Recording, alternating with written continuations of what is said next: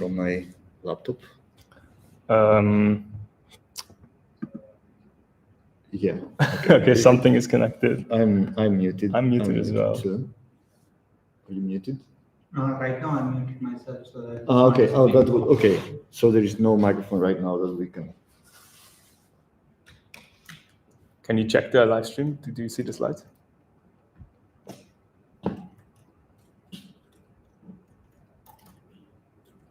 Do you see the slides? Yeah? Okay, good.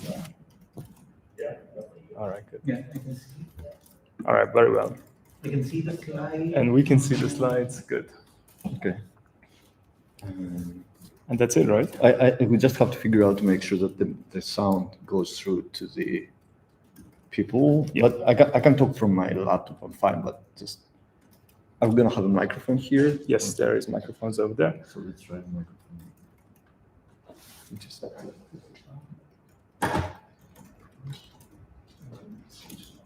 It's going to take a second.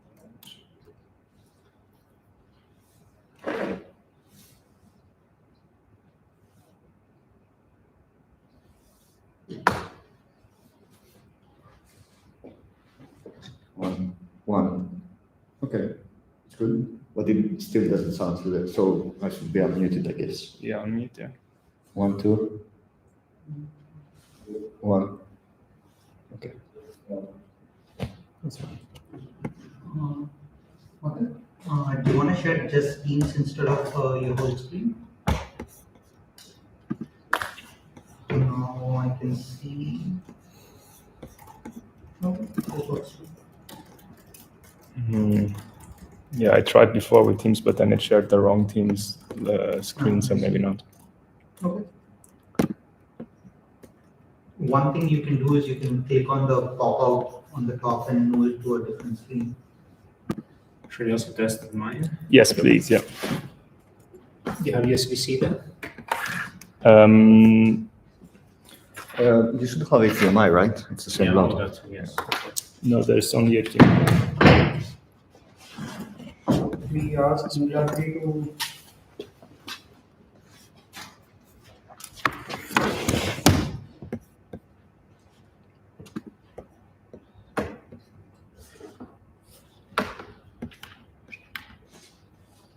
Are you still in the... Yes.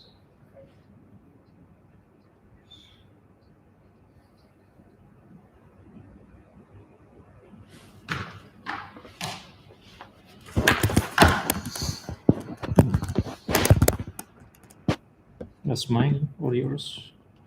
That's yours. Okay, interesting. I guess that's good.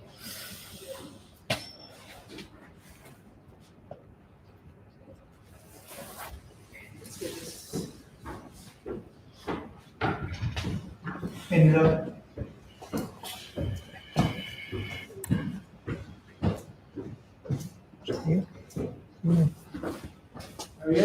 Perfect. I'll do the title is wrong. Okay. I'll fix this. Can you also join the Teams meeting? Oh, I need to do that as well. And then we would ask you to share your screen so it goes on YouTube Live as well. Okay. All good? Yeah, I think so, yeah. Thanks for agreeing. Oh, hey, Eli, how are you? Good. Long time no see you. Hey. So Teams meeting. Now, how do I go? The link was in the email. Yeah, I know, but Send another email. it's fine. It's just I have like a million accounts.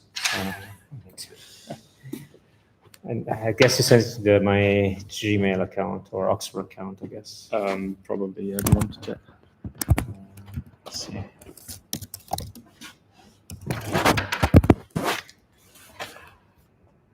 Pretty, we should also get Eric checked. He's behind you. sorry. He's. Yeah. Okay, so what should I look for? Is there a microphone? Or Yes. is it being- How are you? How's the new job? It's good. Yeah. Guys. Completely different environment and style of the previous one, I guess. To @robots.oxford. It's actually completely opposite. It's like right next to Oh, the it same. is And it's nice. called Yeah. GenAI Forum 25 speaker instructions. I met him with Okay. Yes, that's gonna be this. So we had this Ellis event, and there was Federico there, and Mm. also Andrea. Oh, yeah. I think he talked about your transparent stuff. This is very cool. Right. Transparent flag, is that what you call it? It's to hide the Where you have this ordering variant transparency. Stochastics. the stochastic Yeah, spikes. yeah. It's just traditional graphics. Just Yeah. in a modern screen, I guess. Yeah. This link. But no, it was a really fun project because also Delio, a student of Venture, joined the project, and she brought all this knowledge about colors. Yeah. Great Sorry stuff. about that. It was really cool to learn about these things. This is supposed to. Oh, anyway. This is, Is it all good or it's complicated? yeah, no, it's just I cannot understand a little position the screen. With the screen layout, yeah. Yeah, so I need to change it, I guess. This is a Mac, right? Yeah, it is, but good to know it is. I need to. Go to Yeah, I did. displays. Yeah, I did. Yeah, There you go. there. Just takes half an hour. No worries. Okay, this way. Okay, fine. Right. So, and I said not Zoom, but Teams. Teams is actually, yeah. For some reason. Is anyone using this chair? Or do you use this one? Yeah. So Perfect. join now. Yeah.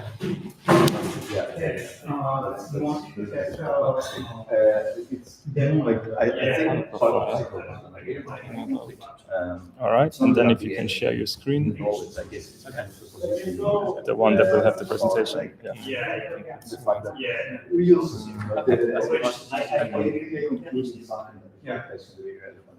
Yes, perfect. Very nice. And this is video-on, right? Isn't it? Yes. All right. So if I don't do silly things, now this should work. Probably should close my VS Code. Let's see one. Yeah. Do you want this closer? This can be moved closer. Okay. It's, yeah, sure. Thank you. I suppose I can always do that. You can also move it just underneath. Okay, now these are all the only things which are open, so that's really okay. So that's it. Is this something you're using? Yes, this is something that we're using. Let it charge a little bit longer. It's very complicated to be hooked up, isn't it? Yeah. Eric, right? Yeah.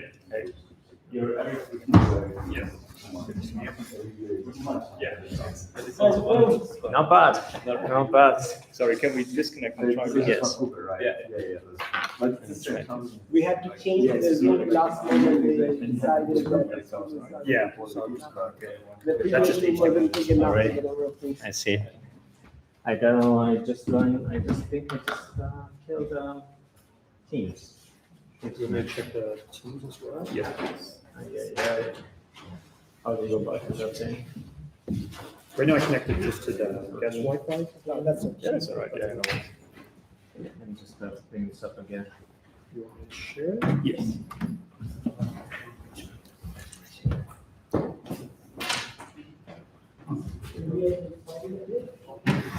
Perfect. I think so. You And then your slides.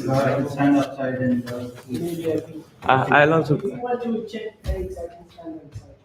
No, I'm just checking if the live stream is right, because that's the most finicky part of the whole thing. Like good for check. But it seems. Yeah, I think so. Yeah. Should be a mirroring. Very good. Indeed. I saw Rishabh was still practicing. All right. How much time do we have? Like half an hour. I think so, yeah. I planned for 20 minutes or something, but 25 minutes, minutes. yeah. We'll also have a dinner for all of the speakers at 8 p.m. Okay. Which is very close by, Okay. like 3-4 minutes walk. Yeah. If you have time, we'd love to have Yeah. you. Okay. So I'll check. Let's see how many emails I get.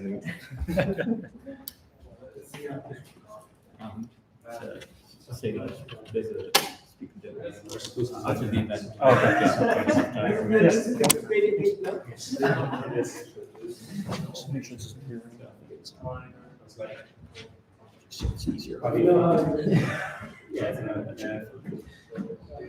All right. Nice. You have 10 minutes, right? Yeah. Yeah, hopefully the presentation will keep to 7 minutes. Switch. This will just be like copy and edit or something. Yeah, exciting. Yeah. Should we be setting up while the other speakers do Q&A? How should we do that? Yeah. So if there's a Q&A phase, the speaker will ask questions and we would ask the next person to come forward. And Yeah. So then that's probably when I'll be. It's gonna take 1 2 minutes, right? Yeah. I'll put this in like an hour and get everything set up. Yeah. Do you need power? For this one, yeah, just. Test this? Yeah, maybe test it. What's the schedule look like? So you're on 5:10 and then you're on until 5:35. Oh, I start immediately, almost, like after the first. Yeah. Lightning talk. There will be. No, you're the first. I'm the first one. Okay, cool. Nila will give a small introduction. Okay, yeah. Hi, Julia. Michael. Michael, yeah. Nice to meet you. Sorry. I'm a bit of an injury, so we Oops. just present. All right. Shake hands, yeah. Cool. Do you want to test your laptop? Yes. Perfect. Hi. Hey, You guys know each other? No, not really. Haven't met. I don't think so yet. Yes, you should. Julia, I'm in design as Yeah. you were in Google. Yeah, I was. Yeah, that's why I thought maybe you know each other. It's big company. Yeah, it's a big company, and I wasn't actually a Figma, so. Right. Yeah. Okay. Do you need a hand with anything? No, I'm good. Yeah. Okay. Thank you. All right. So this is the HDMI, Mhm. and then Yeah, that should we work. would also ask you to please join the Teams meeting. Yes. Nice to meet you. Oh, no worries. Yeah. So Nila will give a short introduction. I will say hi. Responses, everything, No, I think I'm gonna it should introduce be you. fine, yeah. and then You need like a protective gloves, because it's I just think in the it's my right top spot. for Sort introduction. of, yes. For an introduction. Yeah.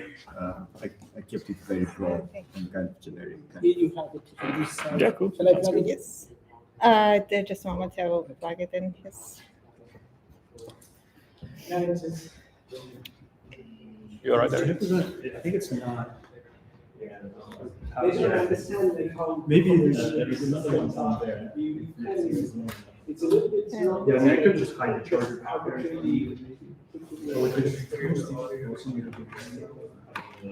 Do you want to pass it to me? Yeah, I can go back there, I think. I just don't want to take out the charges. No, I think it's all right. It's pretty long.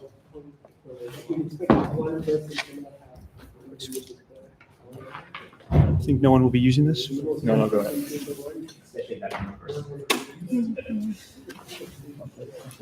Good, how are you? Yeah.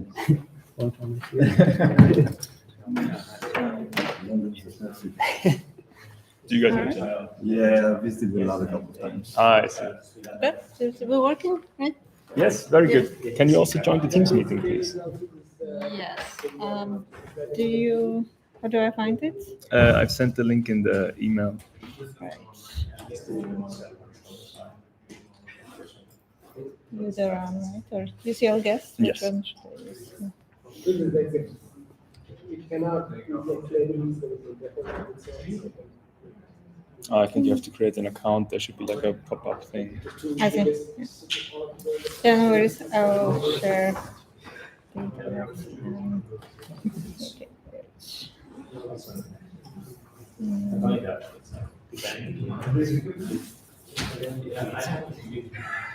Okay. Yeah, absolutely. No worries. Okay. I'll share not from my phone. Because that's Ready? usually Did you works. update the website link? Yeah, I'm just looking at it now. It's good. It's good. And share it on. Yep. Unless you want to give a lecture. So who's missing? Shalini and Risha.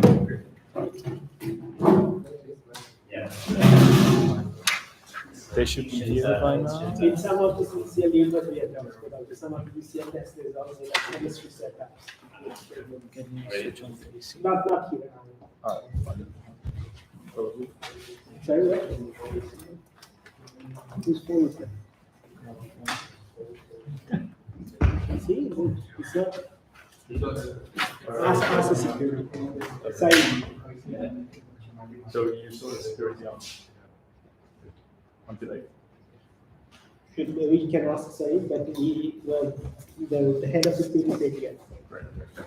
And then He said like the extension with that will be 6:30. food will be coming at 6. And then do we need to tell Can them you where also- or let them in? Or? Yeah, maybe also tell Saeed that 6:30, 6:40 is food will come in. Yeah. Okay. Yeah. Just like that. There's. There should be more. We have like 120 registrations. I think most of the people will be coming after 5. After 10 minutes. Who's going to send me out? I'll be there. I'm just sending.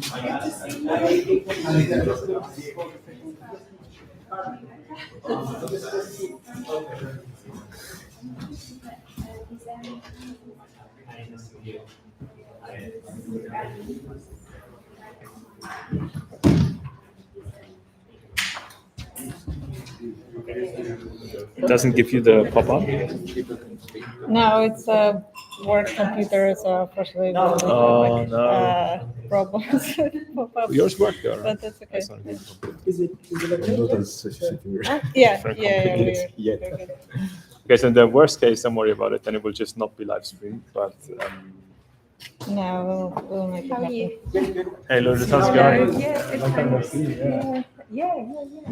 You were away, right? For a bit? Yeah, Um, I'm not away from it. Yeah, Okay. yeah. Elo is my new boss now, like officially. I joined Adobe recently. Okay, I 4 didn't weeks know ago. that. Yeah. Yeah, fantastic. Thanks. Yeah. That's great. That's great. Yeah. Are you Hey, George? I'm George, yeah. Oh, hello. I'm Nice to meet you. Lourdes. So Hi. you have the goal, right? Yeah. Yes. Okay, so it's I think you know Andy. Yeah. It's my husband. Oh, really? Yeah. We I were know just, that. I don't know. He was I know that. saying about the seminar you gave Yeah, there yeah, absolutely. recently, and I always enjoy these things. Yeah. I've been there a couple of times. It's always very, very welcome. Yeah. So anyway, yeah. So I think we hadn't met before. I No, don't think no, so. I don't think so. Yeah. But they're very some of your papers, so I really appreciate that. It's power and stuff like that. It's Yeah. pretty cool. Really nice. And you know what organizing, yes. Yeah. It's so nice actually that these guys have Organization organised team. this. Yeah, I of hope- course, I hope to get absolutely. them turnout. Yeah. I think the No, problem next is year we're that, doing this again. yeah, in just being probably before 6 months. Easter, there might be fewer It's free. people. It's free. I But it's a pity because in Yeah, absolutely. Yeah, London, for like, sure. nice people working I around. think it's gonna be good because the effort we did for this first event will hopefully I amortize. know. Now we have the It's website. brilliant. Very, Yeah. very nice. So you're at Runway at the Yeah, moment? I just moved from Vigo. I left Vigo to get to Runway. Yeah. We're actually facing Teach Cross, Nice. very close to where I was. Yeah. It's a small lab so far, but it's like a completely different environment. That we Yeah. So I think that someone who was at Synthesia before, Taras, yes. absolutely. Yeah, so you know Taras, him? yeah, I Here do know him or- quite We were well. supposed to meet 15 minutes ago. No, but he didn't. So he did an internship with us Yeah, at yeah, it's- Oh, Synthesia. okay. How you work out of Synthesia? Yeah, I didn't know Yeah, that. yeah. I see. I'm Yeah, one no, of the but- co-founders. Oh, yeah, amazing. Yeah. Taras is like, but he's not in London. I think he's in No, Edinburgh he's right in now. Edinburgh because his wife is doing a PhD. Yeah. All right, I might take you up on that offer. Yeah, 1 week it's like has 2 or 3 hubs. It's like New York, London, and I think they have a very small one in Seattle and San Francisco. All right. But also they're very keen on like remote Yeah. people, letting people remote and collaborate Yeah, remotely. So yeah, it works out, I guess. Yeah. The definitely. smaller the teams, I think the easier it is to be more flexible. Yeah, I think Synthesia will have a similar thing. So the bigger hubs for the R&D team are London, Amsterdam, and Munich. Yeah. We also have offices in Copenhagen and in New York. But for the R&D team, those are the main Yeah. offices. But then a lot of people work remotely, and then they come, once a month or once every 2 months. I think it makes Some of the sense. meetings. I think that the time is also a little impact. Like I think everybody first collaborates with people in San Francisco. Yeah, like I yeah, tried it really because like it Breaks you. I mean, it's like you really need to have so much effort, and in the end, it's only like 2 or 3 hours that you operate. A lot of things happen beyond those hours, Exactly. and Yeah. it's difficult. Yeah. It's cool. Yeah, I'm looking forward to this. It's gonna be great. I can have down present. Who's first? I think I do. You're going first. Okay, great. All right. Defense application. One of Andy's students is coming. Eric. Okay. Maybe you Oh, okay. I don't think I've met him before. I'll go and say hello. This is like chemistry response. It looks like it has I mean, yeah. It's like on my personal phone. Yeah, but it's like super slow. So I'm not sure if it's good.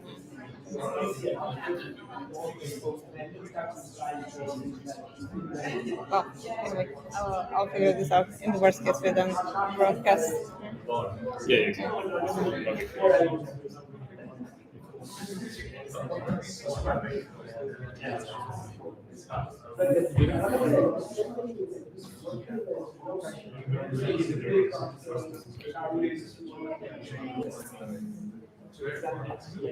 So guys, check out these videos. How are we doing with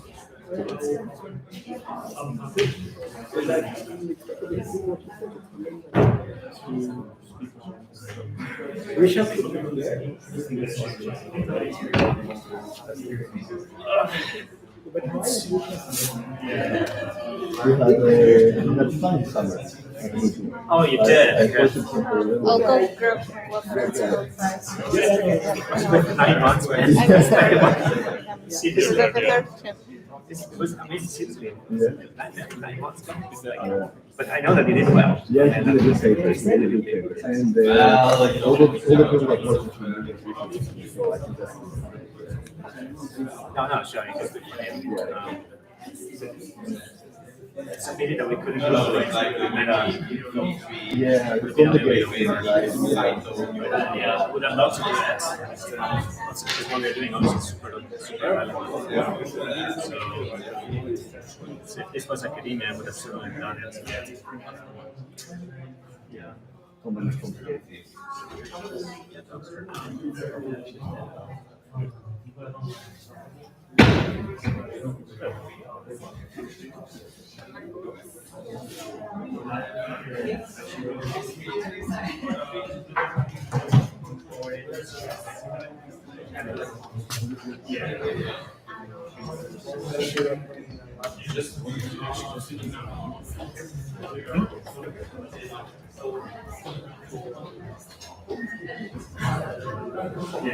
She said she's here. So you went away last summer, right? Yeah. And then it's 6 months, and then an extension 3 months. Yes. And then Never. disappear for another 2 months. Try. And yesterday told me, now I'm really finished because I turned my laptop. What? Now it was yesterday. You want to connect to, I mean, he has to send the paper at some point, right? Sure, yes, of course. And yeah, what happens if, I'm sure he's going to get good ideas, so it's going to be, you know, you never know. Yeah. What's I mean, this is what it is. Yeah. Andrea also has. Anyway, you're going to present this one. Which one? Stands one. No, I don't know. I was just looking for bureaucrats. You're checking whether you can share your screen on the platform on long time. Very good. You mailed on us on Sunday. Yeah, What happened? I'm very busy preparing something. The one I sent you. You still Yeah, so just the bureaucratic really important thing because I want to come back. We need someone posting and they brought me in. Hey, hurry up. Let's try everything. Yes. And then It's one of those guys. It also has a lot of talents as well. I mean, technical talent, but also personal talent. So it takes quite a few losses. I don't know. I'm waiting for anything. So now I think it's gonna Yes, you are. be happy with university stuff. All right. If you put it in under the child, you know, if you put your hand in the child, Although now with this dog kidding. Ready? So we're also waiting to see what happens to Meta, so they can pick it up or not. is it still on the table? That is a trial today. So you try the That happens. Okay, come. I'm pretty sure you can find a way. Maybe we will try to pick up a piece. It's yeah, so that's just political situation, so you can stable. It's like Yeah. it's converted to Yeah, I don't know. And the influence that's like a website. It's really important. Really important. yeah, well, you know, I guess they have something to be forgiven for, right? Yeah. So and also they knew that this was coming. So they knew that the guy would have had a chance of strong. Yeah, personally, I don't want to discuss politics, I guess, stuff like this. But yeah, but on a rational level, I see why he did it. On a rational level, for himself, It's not quite fast. You're just giving a little bit slack. If you want to run this cable through, it's up to you. Choose the middle of it. hey, I know that person. Yes. There is a. Shall I say,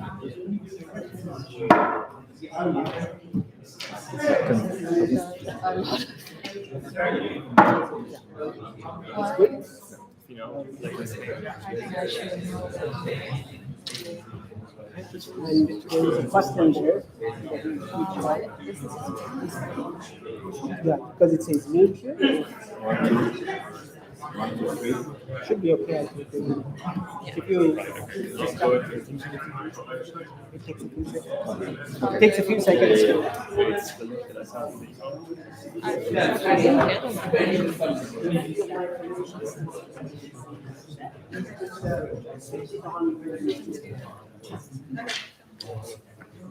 It's probably the same as similar times.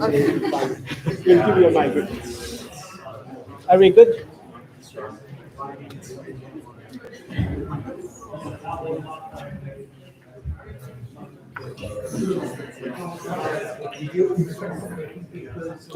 So we'll start 5 and finish.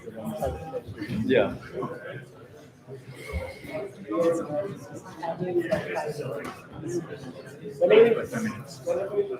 You're in, you're sharing your screen in the Teams meeting, right?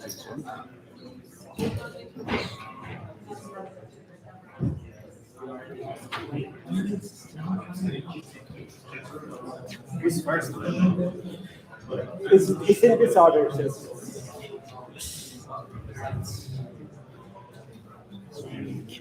Are we good? Yes. Can you help Julia first? She has a question about Teams, how to join. And maybe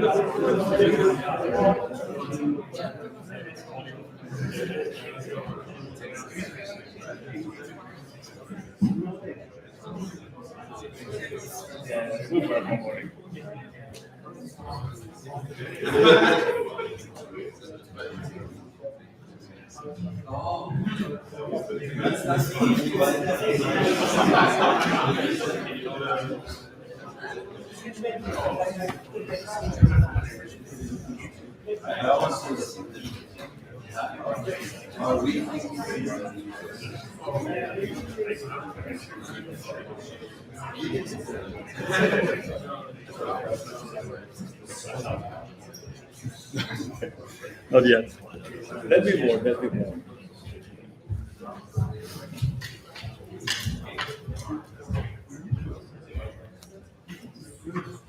okay. Do you want the mic? I think I can just speak loud and Welcome everyone. Welcome to this first session of this Gen AI series that we are trying to organize. Our current plan is to have it once a quarter. So if you are from the industry and want to sponsor, please contact me. I'll be happy to take some money for that. So we have 3 great speakers for today's, followed by 3 short talks from students. The great thing about this session, this is entirely organized by Preddy, Michael, and Niladri, who is finishing PhD or just joined as PhD, different stages of PhD at UCL in our group. I have to give thanks to all the sponsors. This is sponsored, of course, by the VCG and our research funding from Adobe and Autodesk, and also the UCL's GenAI Center. So without further ado, let's get started, and I would have the first speaker introduced. Yes. So hey everyone, thanks for coming. Thank you guys for being here. I'm Michael Fischer. I'm one of the co-organizers, as Niloy mentioned. And it is my great honor to introduce our first keynote speaker, who doesn't really need an introduction because he's George Kopanas, right? He's the 3DGS guy. But I feel like today he's not really talking about 3DGS, right? It will be more about video and generative stuff. So I guess everyone's really excited, and stage is yours. Take it away. Thank you. Thanks so much. And yeah, hello everybody. It is great to be here and giving this talk. A big thank you from my side also to the organizers that made this happen, and that they invited me to give a talk to this great audience. My plan today is to try and bring together 2 of the most probably hyped research areas after LLMs, and this is 3D reconstruction and generative video models. I will try to put them together in a continuum so we can try to understand how we can use them to improve the tools that will be used from the next generation, I guess, of visual creators. For the folks that don't know me, 3DGS guy is my second name, I guess, but I'm also George, and I'm affiliated with Runway. I work with the research team in various topics around video models and controllability. And Runway is basically a company that's building generative video models for the most of their time. And a few weeks ago, we actually released a new model, which we call Gen 4. It is quite powerful, and it goes beyond the usual slow motion kind of working video models.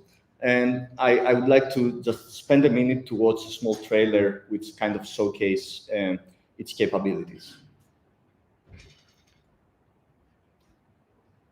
So these are all generated from the model or frames. There are no post-processing whatsoever. It's just different cuts of different generations that our creative team just put together.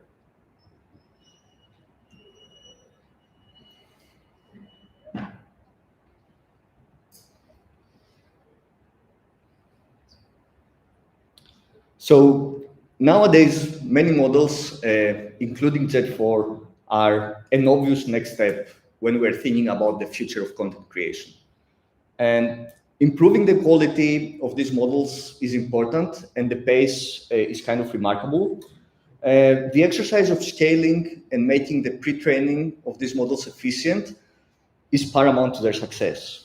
But I'm more personally interested on how we could control these models to allow users to achieve what we call generate with intention.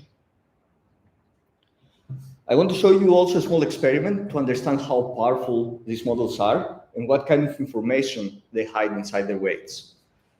Here, we just prompt the model to create a video that navigates an environment. The prompt is simple and generic, and more specifically, we typed hyper-fast drone shot with loopings through the forest. And by the way, I'm not even sure if loopings exist in the English dictionary, right? But this is a very consistent navigation of an environment described by a single image and a half English sentence. We can even have higher levels of control while we keep using a text prompt.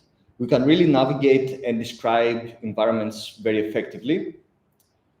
Here, we ask the model to turn right, which it does, reveal a white refrigerator that it does and a black cat next to the water faucet. But the elephant in the room here is that while generations can't and are consistent across a single kind of generation, how do we enforce a consistency across generations with environments and actors? We plan to release very soon some features that will work together with Gen 4 that will allow us to control identities. And based on a single reference, we can generate multiple videos showing the same character. But we also reference environments in a similar way. Here is the same environment with two different quote-unquote actors. So, but how and why did I end up working with video models? During my PhD, I was mostly motivated by looking at beautiful images generated by our algorithms. And this is not exactly a video like the ones you saw earlier. This is a 3D environment rendered interactively. It is created from approximately 200 images, and it is the output of 3D Gaussian splatting, which we did during my PhD. So when my supervisor, this is a nice anecdote I like to say, which is first use the keyboard and the mouse to interactively navigate and move around in this specific scene. He told me, and I quote, "You can really smell the humidity of the London parks."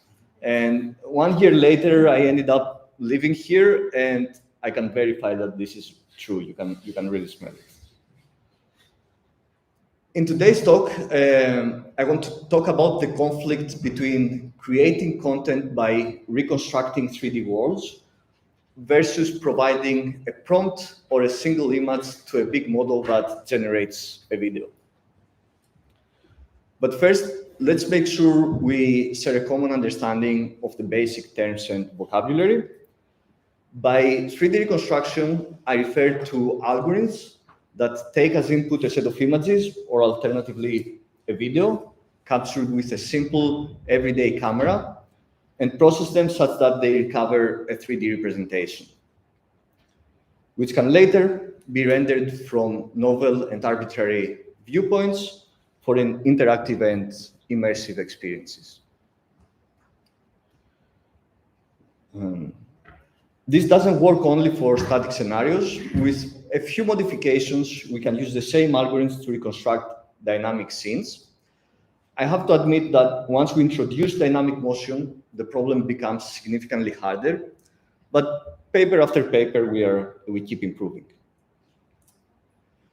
So on one hand of the conflict, we reconstruct 3D scenes, and on the other hand, we have video generation. Video models take as input a prompt and maybe an image, burn a little bit of electricity, do some magic, and output a consistent video.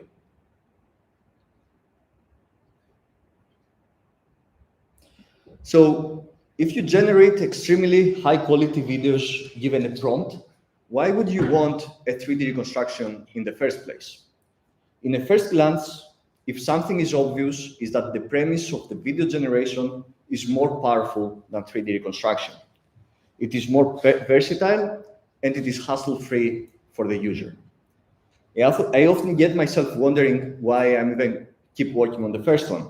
But if we dig deeper, we'll realize that both topics build on top of the same fundamentals. One thing that we notice is that both of these problems are extremely ill-posed. By ill-posed, I mean they have infinite solutions, and if we ever hope to solve them, we have to make some assumptions. In the case of 3D reconstruction, we make assumptions about physics, and beside the fact that this makes us brag to other scientists in scientific conferences, it is quite important. We make assumptions about how the physical world interacts with light, how light travels through mediums, and how the objects need to look from different angles. These assumptions are necessary because we don't have millions of images or videos. Once we solve the problem, we are free to render infinite videos and frames quite simply, achieving hundreds of frames per second. In the case of generative video models, the assumption here is just that the distribution of the data that they generate needs to match the distribution of the data we gathered for training. And that's it. There is no other assumptions. It is simple, efficient, and most importantly, it is scalable. And it works if you have millions, if not billions, of data samples. Another fact is that 3D reconstruction is lacking imagination. Unfortunately, we can only create things that already exist, while video models can create virtually everything. By now, we are deep inside the conflict between 3D reconstruction and video generation. And obviously, any rational actor would want 3D reconstruction and video generation to work together. My mental model is that video generation is amazing at creating and imagining new worlds, while 3D graphics is a fast and efficient way to consume them. Video models have a huge bandwidth and scale training-wise, while 3D reconstruction is the most data-efficient video generator that we know.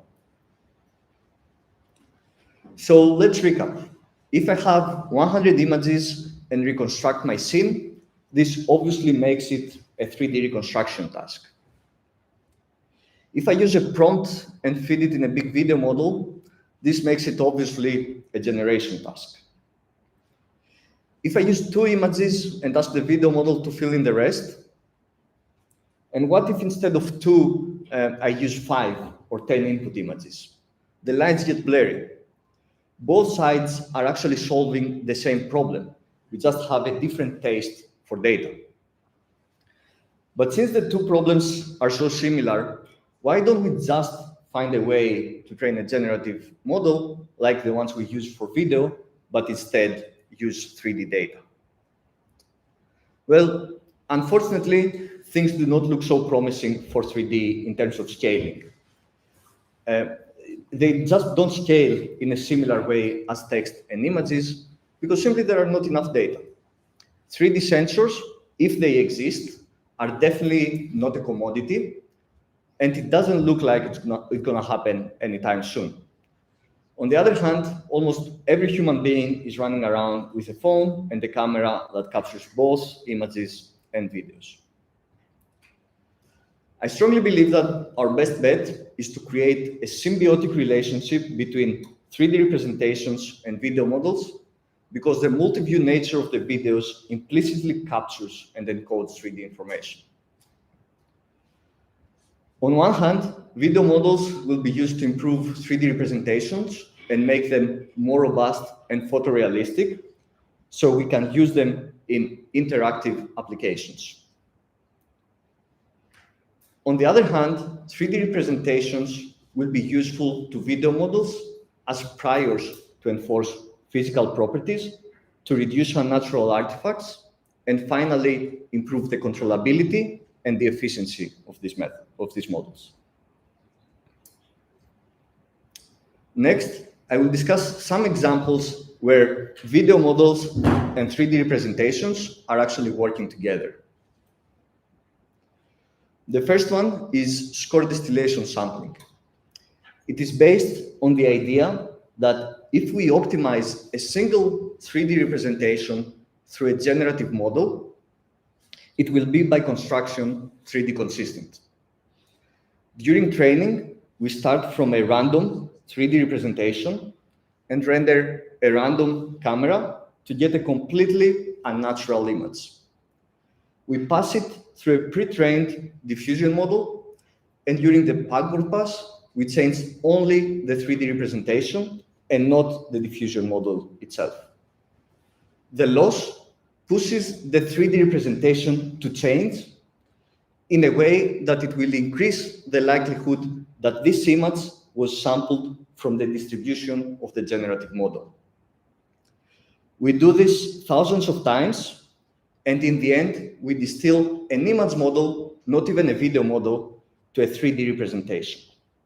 It is quite impressive if you think about it. The next major paradigm is diffusing some unknown posed images given some already known images. This allows us to extend just a few images to a densely captured multi-image dataset, like the ones we need for 3D reconstruction. And then once we extended this dataset, we simply pass these images to an off-the-shelf algorithm to get a 3D representation. Multi-view diffusion is extremely similar to video generative models. All you have to do is replace the word multi-views with the word multi-frames.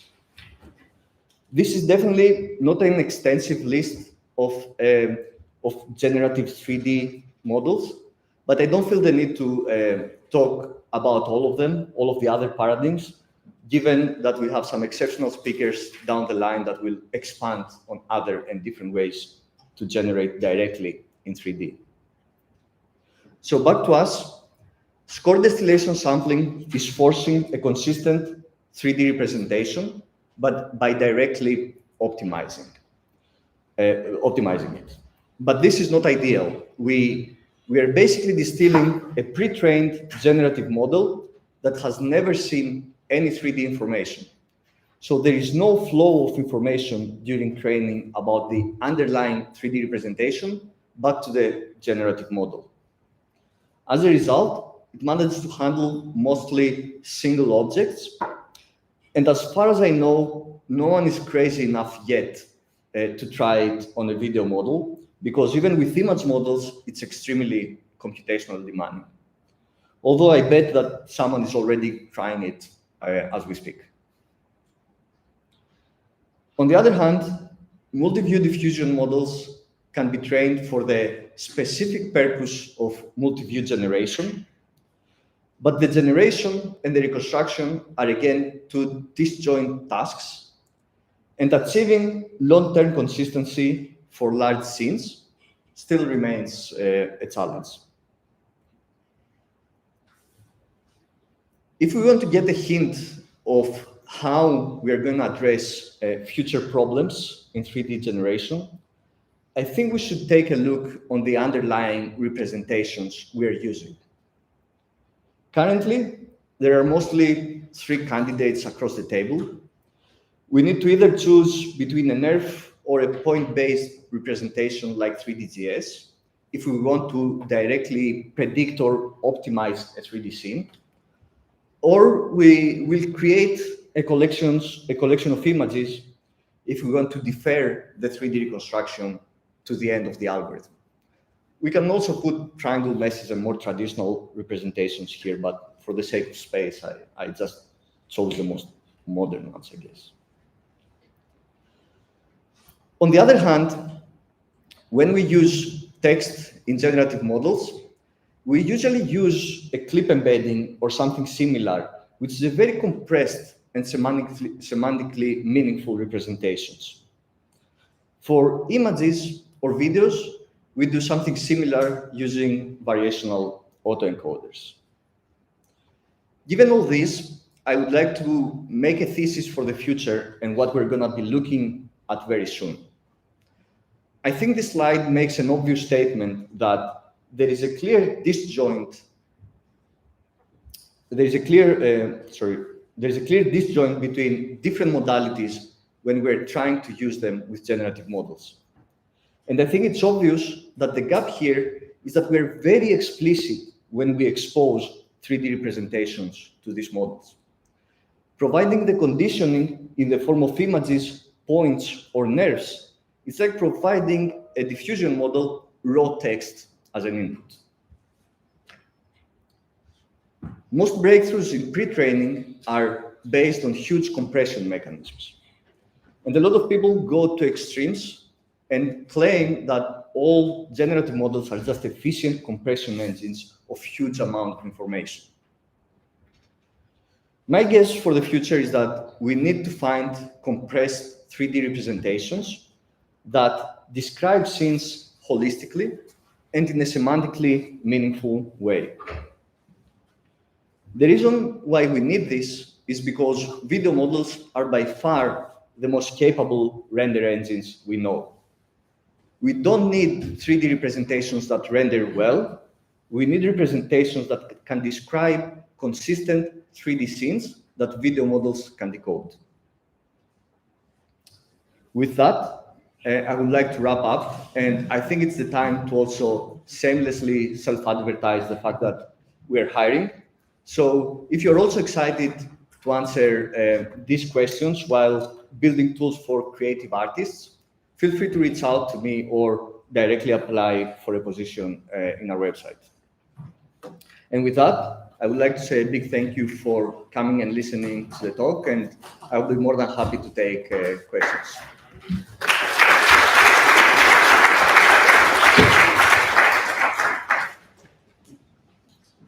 We're going to switch over speakers, and while we're switching over the tech, as George said, please fire away with any questions that you might have.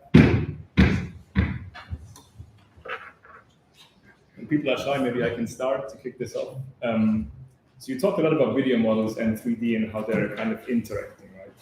But we still don't have a good understanding of what's within a video model, like why does it work the way it does? And about a year ago, there was this phrase that people were saying video models are world simulators and they learn the physics and so on. Do you think 3D would be a way of probing this?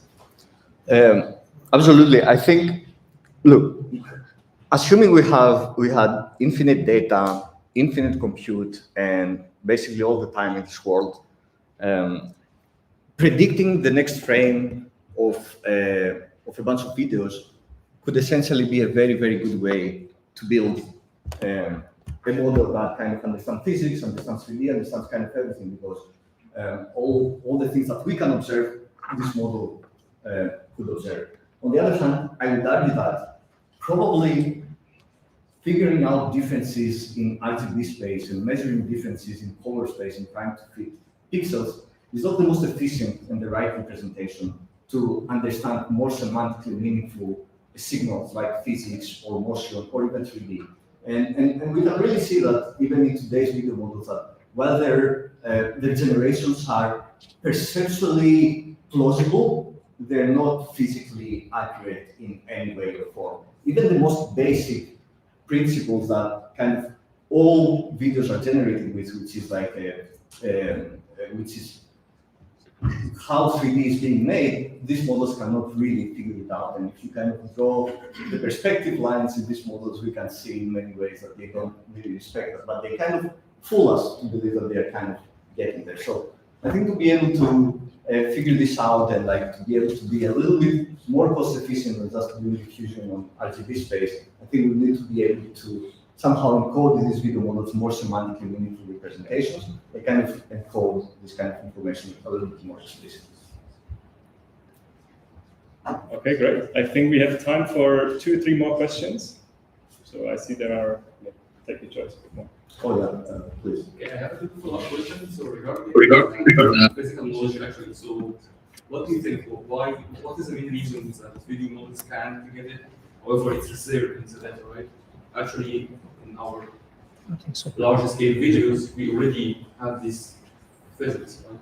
We kind of have them, right? And as I said, the paradigm of kind of predicting the next frame over a huge amount of videos and a huge amount of observations from our physical world is a way to kind of probe and figure out the physical laws. Like if you want to know how all the possible outcomes of a video that potentially might have, you need to somehow be able to understand a little bit about the physics of this world, right? If I throw a ball, it cannot go up, it will only go down. But the thing is that this is not the most efficient way to do it. It is happening, it is already happening.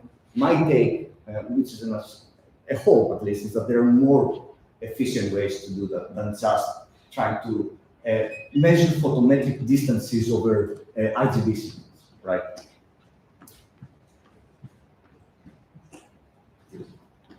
You mentioned your dream for a 3D representation that is compact. I forgot the second bullet point, but it doesn't. Essentially, you are saying that it doesn't need to render well. Yeah.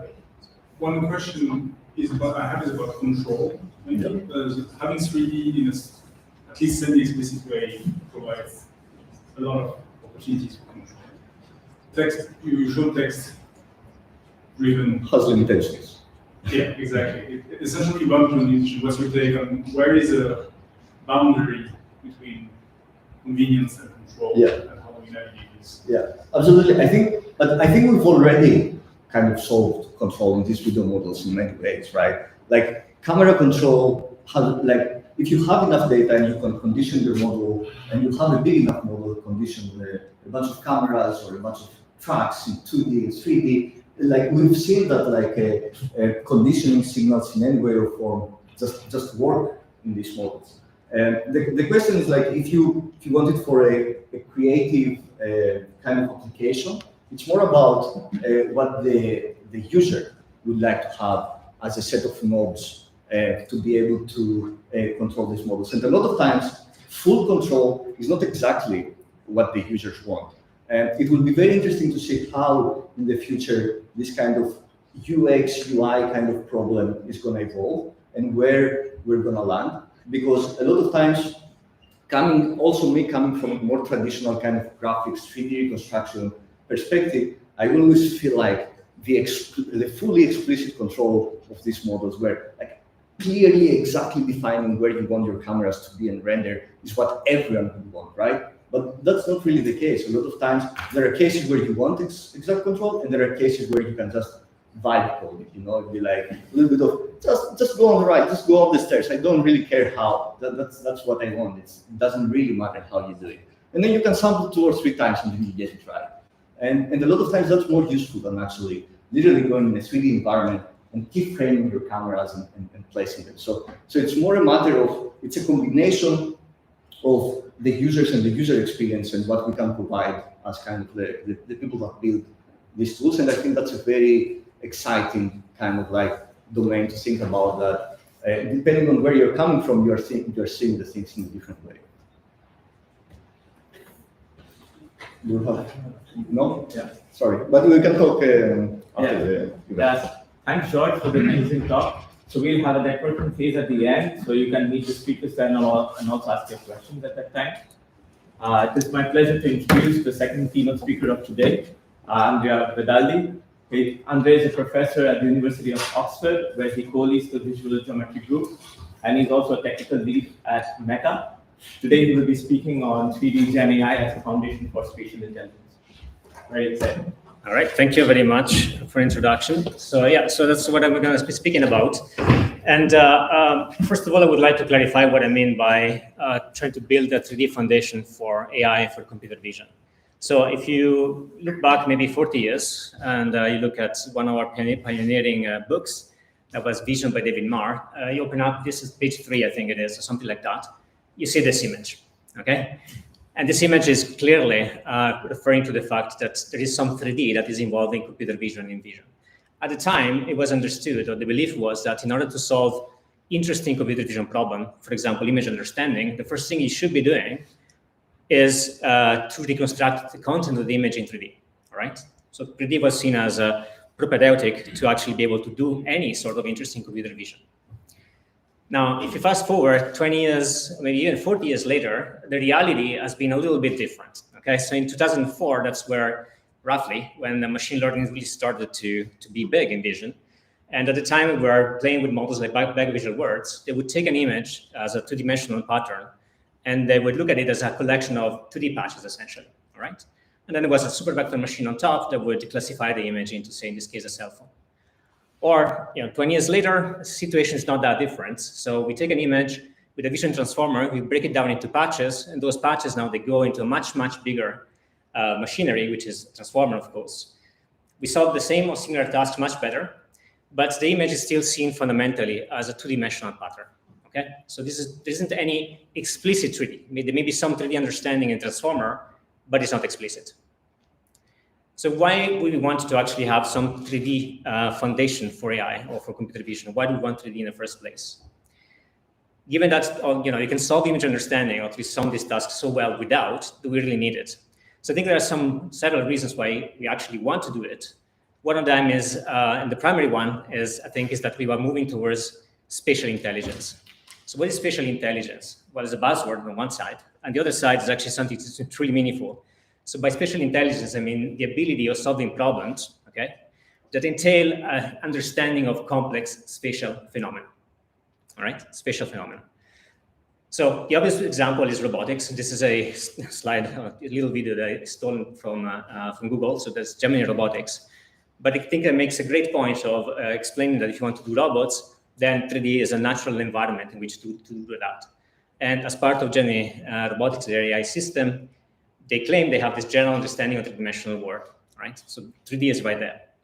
But robotics is not the only place where 3D is important. I think it's very important in a huge variety of problems in vision. Another one is analyzing egocentric data, all right? So you see this video here, person cooking a meal. It's actually quite confusing to look at it.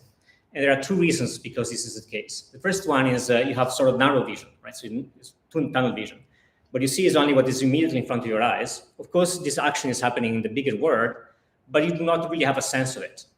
And secondly, you see a lot of motion in this video, but most of it is just camera motion, which is not very interesting from the viewpoint of understanding the action. Right? But if you take this and somehow map that into 3D, as we had done here with the Epic Fields 2 years ago, then now you can contextualize the action, so you can see that the action is happening in a bigger environment, so you can start to make sense of it as something that happens in the world, and that is possible because the world is outside the observer, 3D is fixed, okay? You can refer to that.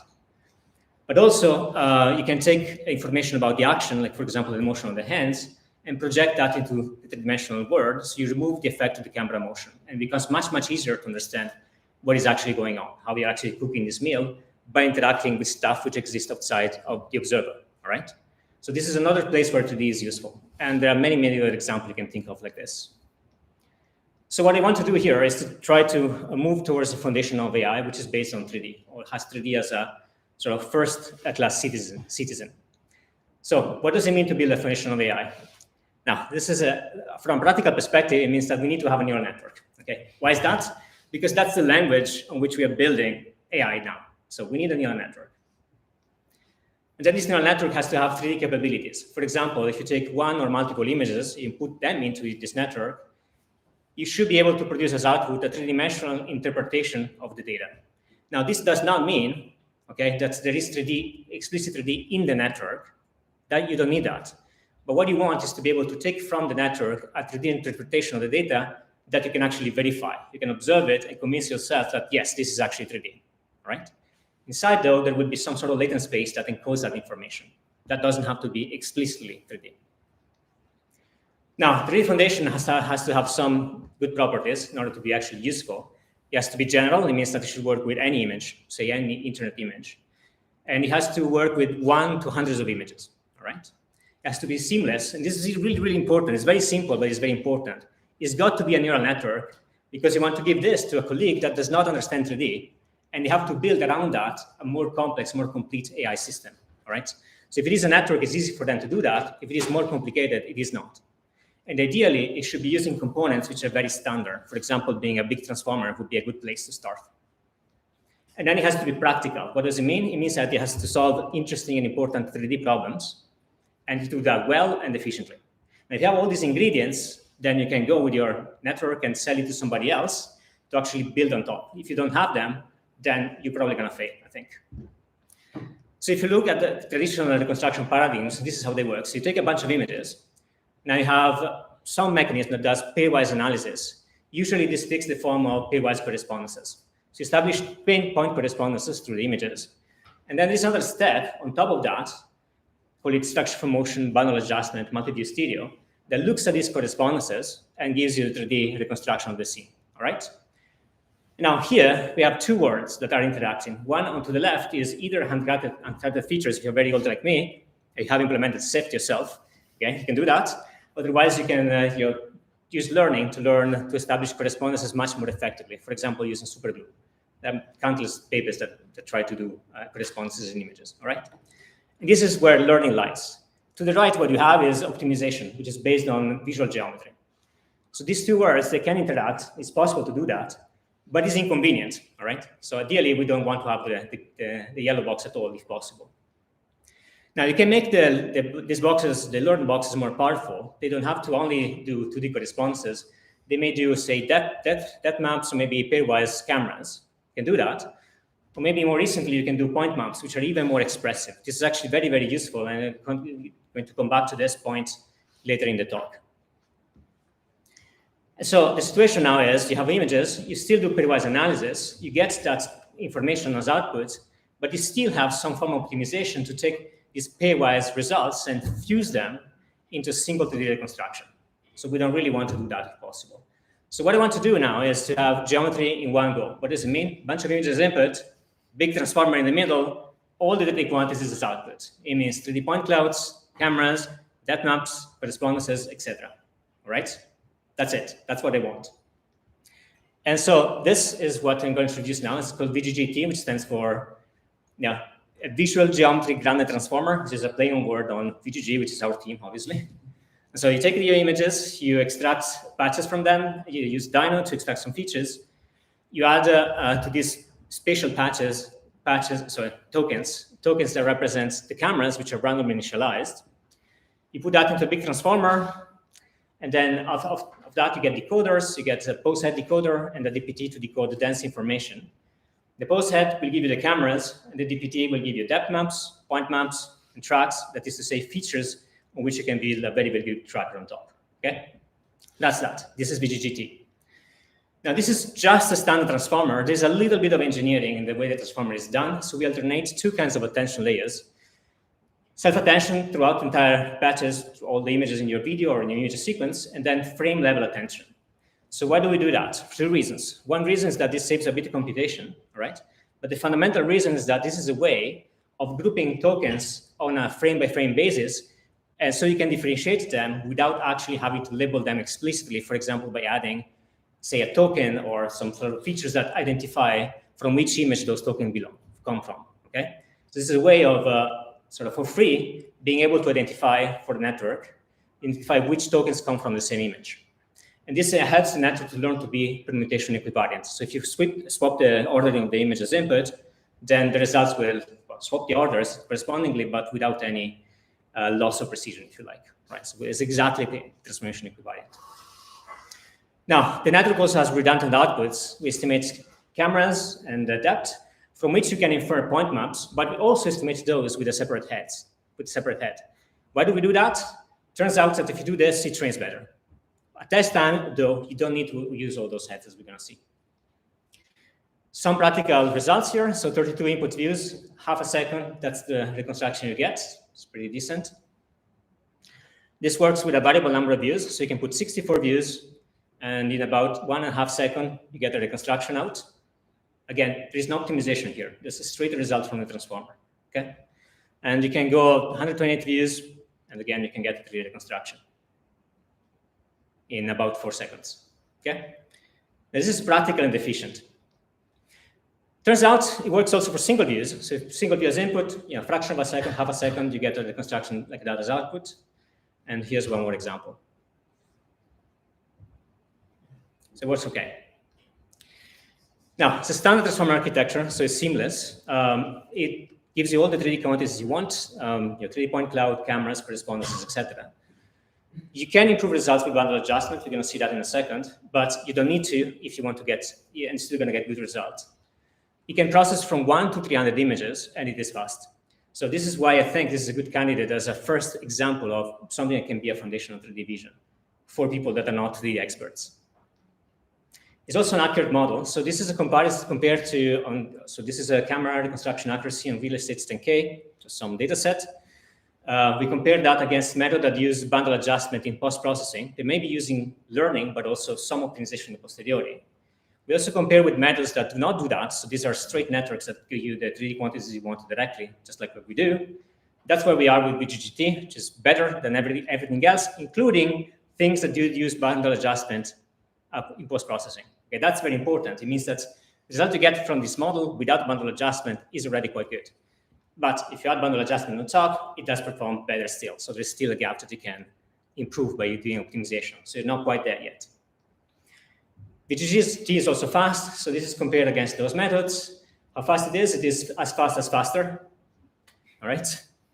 And if you do bundle adjustment, it's slower, but not by much. And the reason is that it already lends you to a very good solution, on top of which you don't need minor iteration optimization. to actually get to a convergence. Okay. It's not just for estimating cameras, it's very good for multi-view stereo. So this is compared against methods that assume ground-truth cameras as input. We don't. Duster also doesn't. So that's much harder problem to solve. That's why it performs a little worse. That's what you get with VGGT. Okay, this is about as good as methods that actually know the camera as input. VGGT for point maps compared against Duster and Master performs better at a fraction of the cost because we do not do optimization, all right, in post-processing. And that's because we don't need to fuse the pairwise prediction that these models actually give you. And if you switch from using the point map head to using the depth map head together with the camera head, remember, our outputs are redundant, it turns out you can do a little bit better still. Now, this is counterintuitive. We do not understand it perfectly. We think we just don't have the perfect way of encoding point maps just yet, all right? Still, this is very important to have both heads for training. It turns better if you do. You can take this model, you can take the features and use them for matching. So you see this applied to pairwise matching of images against state-of-the-art matches like, say, Roma, superglue, etc. VGGT turns out to perform a little bit better than those, although it is not trained specifically for matching images, okay? It just comes out as a nice byproduct of solving 3D reconstruction. You can use it for monocular depth estimation. The model is not trained for monocular depth estimation. It still performs quite well for that. It's basically as good as Moji, which is a recent very good method for monocular depth estimation. It's a little bit worse, but not by much. Again, it's not trained specifically for this. You can take those features and you can use them. You can abuse the model and use them for dynamic point tracking. You can put them in CodeTracker, which is a tracker we have developed in Meta. That's the old version of CodeTracker, which is not state-of-the-art anymore. You just replace the feature using VGGT, and it gets you state-of-the-art numbers again. Right?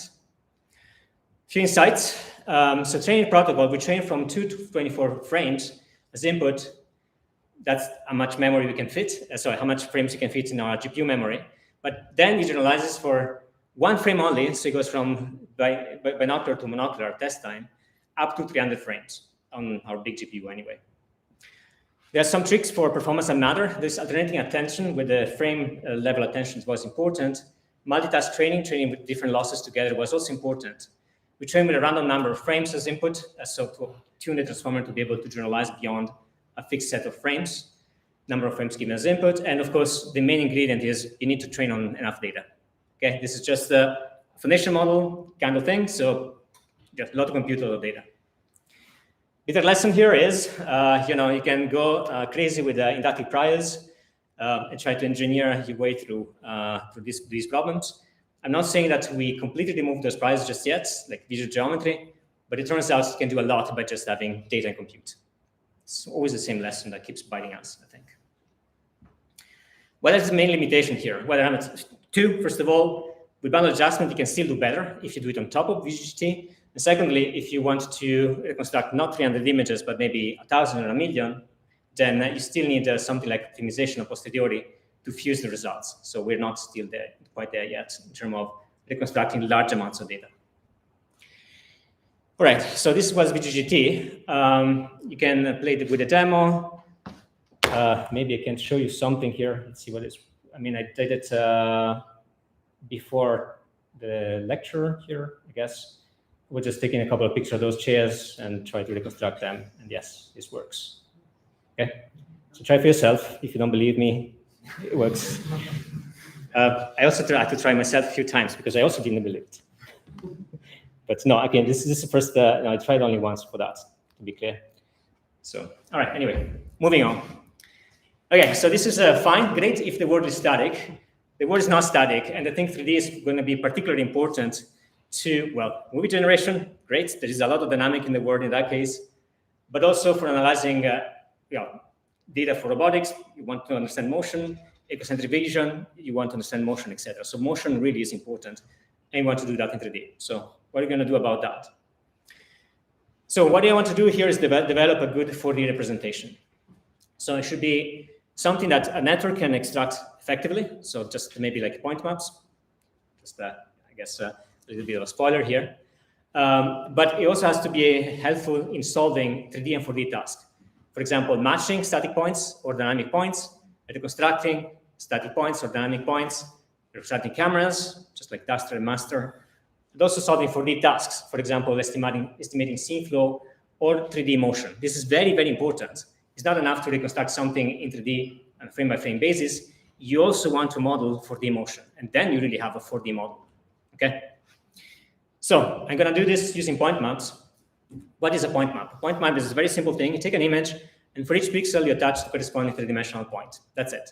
That was the idea that was introduced by Duster last year. It's a great idea. It's not obvious why this would be the case from here. The reason is that if you take a pair of images, what you're gonna do is you're gonna reconstruct point maps in a way which is viewpoint invariant. What do I mean by that? I mean that if you overlay them, because they're reconstructed in the same reference frame, then corresponding 2D points in the images will actually match in 3D, all right? This is crucial. You have viewpoint invariance, then good thing happens. For example, you can use point maps to estimate the cameras. If you don't have this, you can't, all right? So let's introduce some notation here. So I'm gonna call an image I with I, viewpoint with pi, and point maps with p. And now let's zoom in for a second. So this is an image, I1 pi 1, second image is I2 pi 2, and I'm going to estimate the point maps P2, where the subscript 2 means that those pixels come from the second image, but the viewpoint comes from the first image, okay? So the point map P2 really is a combination of information from the two images. This is really crucial, all right? And you have this, again, you can use these point maps to solve these important problems, like correspondences and reconstruction. For example, if you want to know that these two pixels U1 and U2 match, all you need to do is you evaluate your point maps in correspondence to those 2 points. And then because you have viewpoint invariance, despite the fact that the viewpoint has changed, then the 3D points will be the same. You can check just that they are, and if they are, then you know that these 2 pixels, they correspond. This is how these viewpoint invariant point maps, they encode correspondences, okay? Now, this is part of the problem. Yes, one guy. It's a static scene. Well, it's not a static scene. Exactly. Yes, nobody saw that, but the scene was not static. So in fact, there is a point here where it breaks. That cylinder is actually falling down, okay? And now if you try to establish correspondences for pixels that correspond to the cylinder, it doesn't work anymore, all right? Because those points actually move in 3D. So it's not enough to remove your points. You also need to remove motion, or that is to say, fixed time, all right? So that's what I'm gonna do now. I'm gonna take 2 point maps as before, and now I'm going to make 4 of them, okay? 2 point maps, they become 4. And what is the difference? The difference is that I'm going to introduce time, okay? Now I'm going to use the same trick I used before to explain the notation here, and it should become clear. Here is what we have. We have 2 images, I1 and I2. We also have 2 times T1 and T2 from the 2 images and 2 viewpoints, I1 and I2. Now from the second image, and also going to do the same for the first, I'm extracting 2 point maps, P2, right? So the pixels come from the second image. The viewpoint comes from the first image, and the times, they come either from the first image or the second image, okay? So I have 2 point maps extracted from one image, which refer to 2 different times, and I call this a dynamic point map, okay? And with this, I can fix the problem. First of all, I can set the time to be the same from the 2 images, and now you see that the cylinder is actually fixed in time, so I can reestablish 2D correspondences like this. Okay? But this you can do even with something like, well, okay, so this is one thing you can do. So you can establish correspondences despite the fact that there is a scene motion. The other thing you can do is you can take the point maps you get from a single image, you can change the time, and what you're gonna get? You're gonna get an estimate of the 3D motion. So you're gonna get scene flow. As I said before, if you want to have a 4D model, you got to be able to recover this. Otherwise, you're not really doing your job properly, okay? So how do we implement this in practice? Well, this we did at university, not in Meta. So small compute, we started from master. We added additional heads to the network, and we estimated 2 more point maps than the original ones. And we fine-tuned the model on synthetic data. So this is a comparison with other recent papers that have been doing point maps for dynamics. For example, Monster. Monster is to the left. What you see is that it's estimating point maps, disregarding time, so you get that problem with the cylinder. And to the right, there are dynamic point maps in which we fix that problem. Now we have invariance also in correspondence of dynamic objects, okay? And so here's an example of 4D reconstruction you can get. So you see that the objects are moving, the scene is moving, but we can nevertheless reconstruct both things in 3D quite well. Oops, sorry, that was too fast. And then there should be one more example coming up by itself without me pressing the button. There you go, come up. Waymo 2. This is on Waymo, by the way, you might have noticed. And then there is one more example here with the little train sequence, where you can see that we can keep the word fixed and reconstruct the camera, okay? But what do these design point maps really give you? Well, they give you an estimate not just of 3D, but also of 3D motion. So here what you see to the left is motion segmentation. By checking whether things are moving or not in the scene, we can separate scene motion from camera motion. So we can highlight it by with a heat map, for example. In the middle, you see that we can use this information to track an object. We're overlaying a 3D bounding box to make it easier to see. But you also see that they're a bit faint, but there are some lines there. So these are three-dimensional tracks that we estimate because we do have these 4D point maps. Now you can do this with Monster, but then you need to pair it with a mechanism that actually does 2D correspondences, like, for example, optical flow or a tracker. With this, you don't. You get correspondences automatically, okay? So in terms of, say, predicting depth, it performs more or less as well as Monster. Some data set a bit better, some data set a bit worse. But the point is that this does well for dynamic reconstruction, and especially for 3D flow reconstruction, okay? So this is compared to Monster, where in order to get 3D flow, you need to pair it with, say, something that gives you 2D correspondences, for example, Raft. And this is DPM directly without having to use anything else. And for this particular, for the estimating for the emotion, this definitely works better. Okay, so this is our DPMs. Now I have only a few minutes left, so I want to go beyond 3D reconstruction and start to think about priors, okay? So changing gears, and I'm going to give you just a glimpse of what this is. So what about, so we went from, say, 300 images to one image, then also maybe with images with motion. What about if you have no images at all? So then maybe you want a model to be able to think in 3D directly. So here we say a pod made of metal. You want a model that is able to conceptualize this object automatically without having to think about it. Sorry, without having to have an image of it. Be able to reconstruct this object automatically because of a prior, and it knows how these things look like in 3D, not just in 2D. So we have objects, and we have very good models now can go from text to 3D objects, all right? So they have these priors about objects.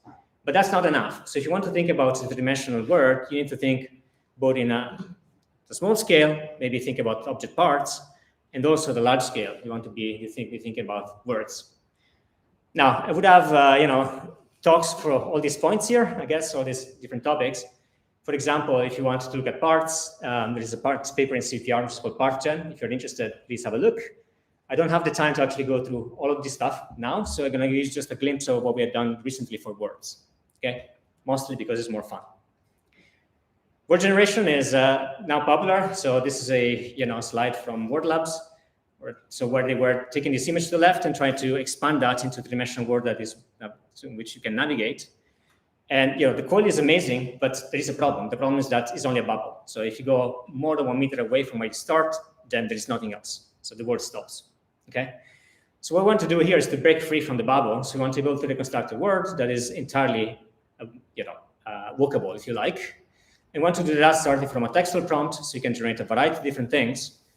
And the imagination should be the limit, where you can type whatever you like, and you're going to get some sort of as output. Okay. Now, because we did this in Oxford, not in Meta, we wanted to start from something which is pre-built, okay, and fine-tune it, or maybe just use it out of the box.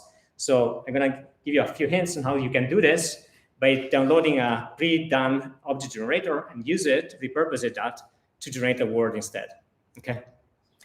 So that's how we do it. So we play SimCity essentially. So we type a prompt, then there's an LLM that tells us what should go within each tile that form the word, and then we reconstruct the word tile by tile. That's the idea. Okay. That's why this work is called SimCity. It's play a word on SimCity, obviously. So the way we do it is we start from a user prompt, but then we use a bunch of off-the-shelf model without fine-tuning them, just by prompting. Large language model, a text image model, and an image 3D model. And out of that, we get our 3D word. And again, the trick here is prompt engineering. I have a couple of amazing students in Oxford that really understand prompting, and they come up with some neat tricks to actually do this. I don't have time to go through all of them, so I'm going to give you one of them, all right? So suppose you want to generate a tile that forms your word, and you say temple, you want a temple. Then you take an off-the-shelf model like Flux, you can put your string into Flux, and you're going to get as output an image of a temple. Looks great. And Flux is trained on billions of images, so he has the power of imagination, if you like. Also, he understands text. Okay, this is very difficult to do. In a large data set to train this capability, you can download a diffusion model that does that text to image, and you can start building a word out of that. Then you can take this image and you can try to put it into a model that would be a 3D reconstruction of the temple, so you can put it into your word, all right? And the problem with this is that if you look at this image, it looks nice, but it does not look like a tile. It doesn't look like something that you could actually fit in SimCity, right? So the trick here is to find a way of prompting Flux, or this could be Stable Diffusion or EMU, any of those image generated models, in a way that would actually convincing to generate a tile. So what do we do to do that without retraining the model?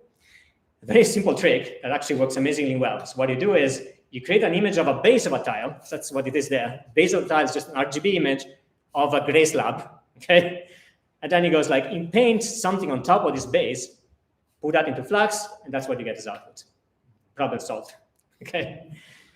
And now you can put that into, say, use Trellis for this. Is a text image 3D model by Microsoft, which works really well. It gives you an object with texture, put it in. You see that there is some problem there because the geometry actually exceeds the extent of the tile.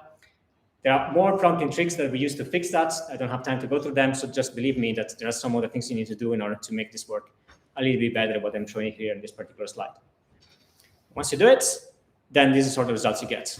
Okay, so you can generate your word, dimensional tiles put together, and by changing the prompt, you can generate a variety of different concepts. So this would be university campus, I guess. This would be, I don't know. This would be circus, and this would be post-war work, I guess, and so on. Okay, so this is really all the time I had, so I need to stop.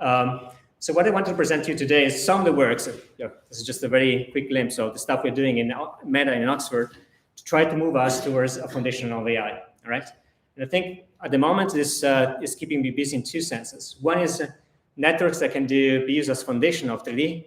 Primarily, this means very good performance. So networks can be excellent at 3D reconstruction or 4D reconstruction that also give you features that are useful for a variety of interesting,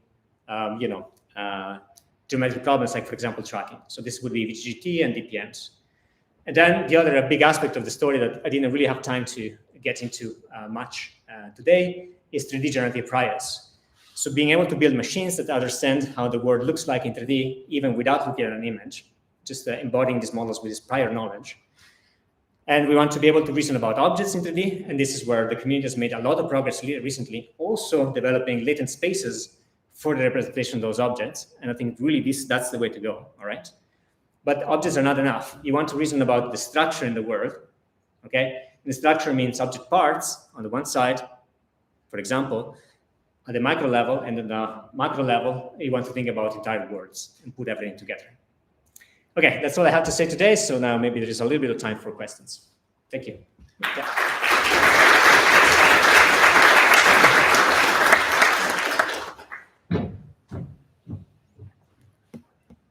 Yep.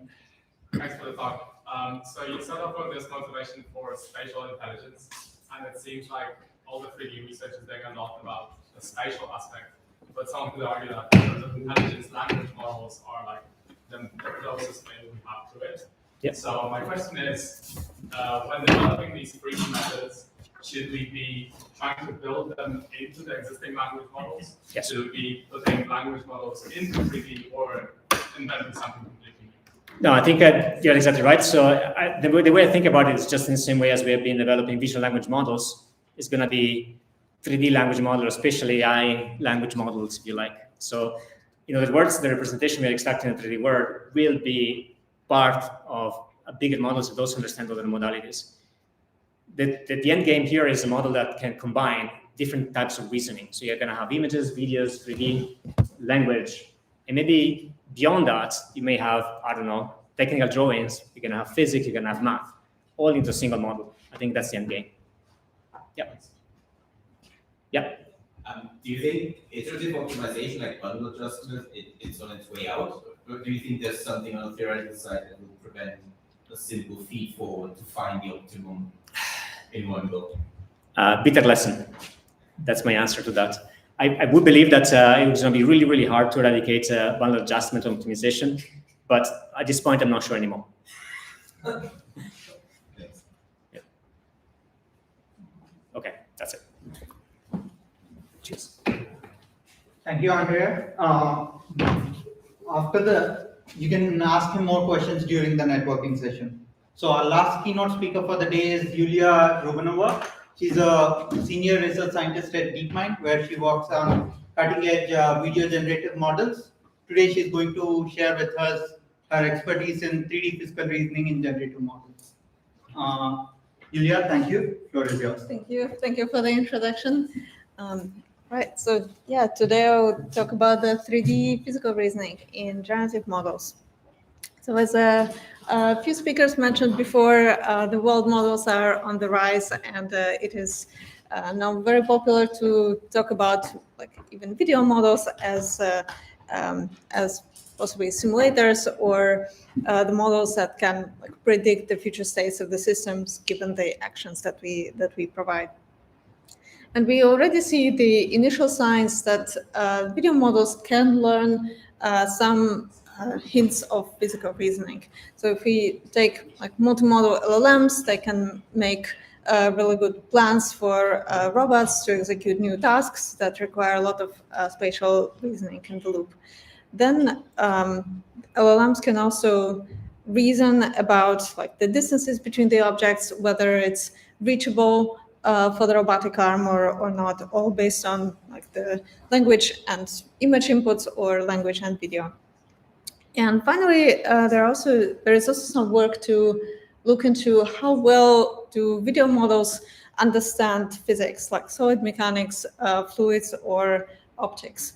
And right now, even the best video models are not scoring well on this benchmark, I have to say. So the maximum that we've seen is about 30%.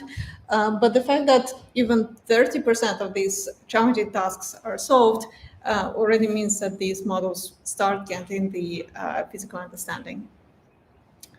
All right, so if we had a good video models that have the spatial reasoning and so on, like what do we actually want from it? So we actually want to be able to control the environment and let's say move the objects around or put the new object in the scene, so like construct a new world, if you will, maybe modify some of the objects. So like do things that classic 3D simulators would allow us to do. All of that, we want to still maintain physical plausibility of the scene. So if we move the object, we want other objects to move out of the way rather than having the overlap between the two. Right, so how do we achieve like the physical realism that we want to have for controls? So the classic way is to, of course, have 3D shapes and a physical simulator in the loop, like also a few speakers before have pointed out. And this is especially useful if we have complex systems, like even this pile of dishes. Imagine you're a robot who is given a task, like I need to clean up this pile of dishes, right? that is about to fall down. So we need some like really strong physical reasoning to be able to solve the task. If we have 3D shapes, we also can get natural controls. I can move objects around. If we want to change the camera, a scene also doesn't change, which is, on the other hand, problem in the video models. So 3D shapes is really good. But to be able to do that for real-world scenes, we need to infer 3D shapes from images.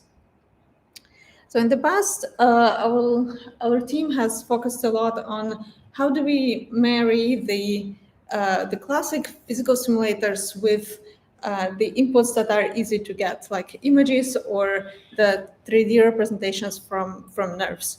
And the answer to that is to have a physical simulator that is also a neural network, because if it's a neural network, then we can learn any type of physics we need to solve the task. And it's also easy to interact with other learned 3D representations, like 3D nerves, for example. So we have invested a lot into developing these graph networks that can represent accurate physics. Here is one example of what you can do if you have a learned 3D simulator in the loop. You can have a few input images of the scene you want to represent. You encode them into a set of 3D latent points, simulate those points using your physical simulator, in this case a graph network. So we predict the next state and then render them back to the images. So the model goes from a set of multiple input views to the video of the physically accurate simulation. Here are a few things that you can do. So we can model interactions between the ridges, between the deformables. We can change the camera view. We can modify the scene, so like clone objects, and still maintain the physically plausible interactions between them. Here's another thing you can do. So if you have your favorite nerve model and you have created a bunch of objects that you really like, so now you can plug them directly into the simulator and model accurate collisions and interactions between them. So here we have modeled the collisions between up to 380 objects. That is, again, physically plausible. If you wanted to do something like that with a video model, on the other hand, I would be very skeptical if it will actually work, because it's a lot of small details, fast motion, and so on. So I would say for this kind of complex interactions between the objects, it's really good to have a physical simulator in the loop. And here's a final example for the physical simulation. We can have a big nerve of the large scene, in this case, an office kitchen. We extract the points from the scene, and now we can simulate those points. So let's say we can take an orange from the top of this fruit pile, move it to a new place, drop it, and simulate that drop. In the paper, we also have more examples of interacting with more oranges in the basket, or taking the kettle, also like move it around. So we can model, of course, like more complex shapes as well. All right. So now, is this what we want to have, like a physical simulator for everything? So as I mentioned, it's good if we want to have precise physics or we have complex interactions, but the point clouds that we get are typically very noisy. There are problems with occlusions. It usually requires a lot of points and very, very large meshes to do this kind of simulation. So these problems are feasible to solve. Like, for example, for occlusions, we can infer the missing part of the object, but it is still noisy. And then on the simulation side, the classic simulators are very sensitive to this noise. So typically, they would not produce a good simulation if 3D part is inferred from just images. And on the learned simulation part that I have just presented, they do handle this noise. So that's the main advantage of them, but require training data, and they tend to be slower. So it's also not a solution for all of our problems. So the second part of my talk will focus on, can we have the physical reasoning and these controls in generative models without 3D, which will make our life way easier. We don't need to infer the 3D representations, we don't need the simulator, and so on. So in this case, we'd need to take an image of the real scene and then infer which objects are in this scene, and figure out how to have an interface that we can move the object around and modify the scene. So the answer to that is that for each object, we can infer a vector representation such that it will enable those controls. All right, so this brings me to one of our recent works called neural assets. So here, given a single image of the static scene with many objects, we want to infer a representation for each object and then manipulate it. So essentially enabling 3D controls. As I will show later, we can do things like translation of the objects, like moving the cars around, rotating them, rescaling them, all from a single source image plus the 3D bounding box annotations. All right, so how do we do this? So we can borrow some insights from 3D simulation that I have shown before. So to enable the controls, 3D assets have to be reusable. So we have to maintain their appearance, their shapes, and therefore we are introducing one of the a set of tokens for the appearance of each of the objects in the scene. Next, we want to be able to manipulate those objects, particularly their pose. So in the classic 3D simulation, we have the position and rotation of the object at the very least. So in this work, we are also introducing a special tokenized representation for the pose of each of the objects. And so in short, the neural asset is consists of two vector representations for each object, one for appearance and one for the pose. So now, how do we train this model so that we have this entanglement between appearance and the pose? So we need some data that represents the same object in different poses. And it turns out that videos are actually an excellent source of such data. It's exactly what we need, like the same object that is moving around and changing the pose. All right, so now how do we train this model? So now let's say we have a video. These are a few frames from the same video. We can take the bounding box of the object from one frame and the pose, which is a 3D bounding box, from another frame. And yeah, so the 2D bounding box from the first frame would be our appearance, and the 3D bounding box, the pose, would be the pose of the object. And finally, we want to reconstruct the same frame back, given this appearance and this pose. To go a bit more into detail for appearance, we take the bounding box, 2D bounding box over the source image. We encode the image and use the raw line to infer what are the image features that fall within that bounding box. For the 3D pose, we take the 3D bounding box from the target image and just pass it through the MLP.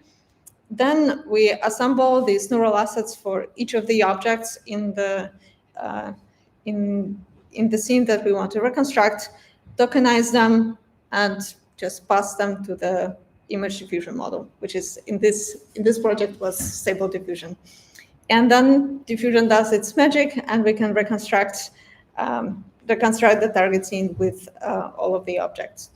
So, as also mentioned before by the previous speakers, just tokenizing the representation and passing them to the pre-trained model is a really, really powerful approach that we use here. And even if you want to do controls, it's like this, the physical understanding that we need is already there in the model.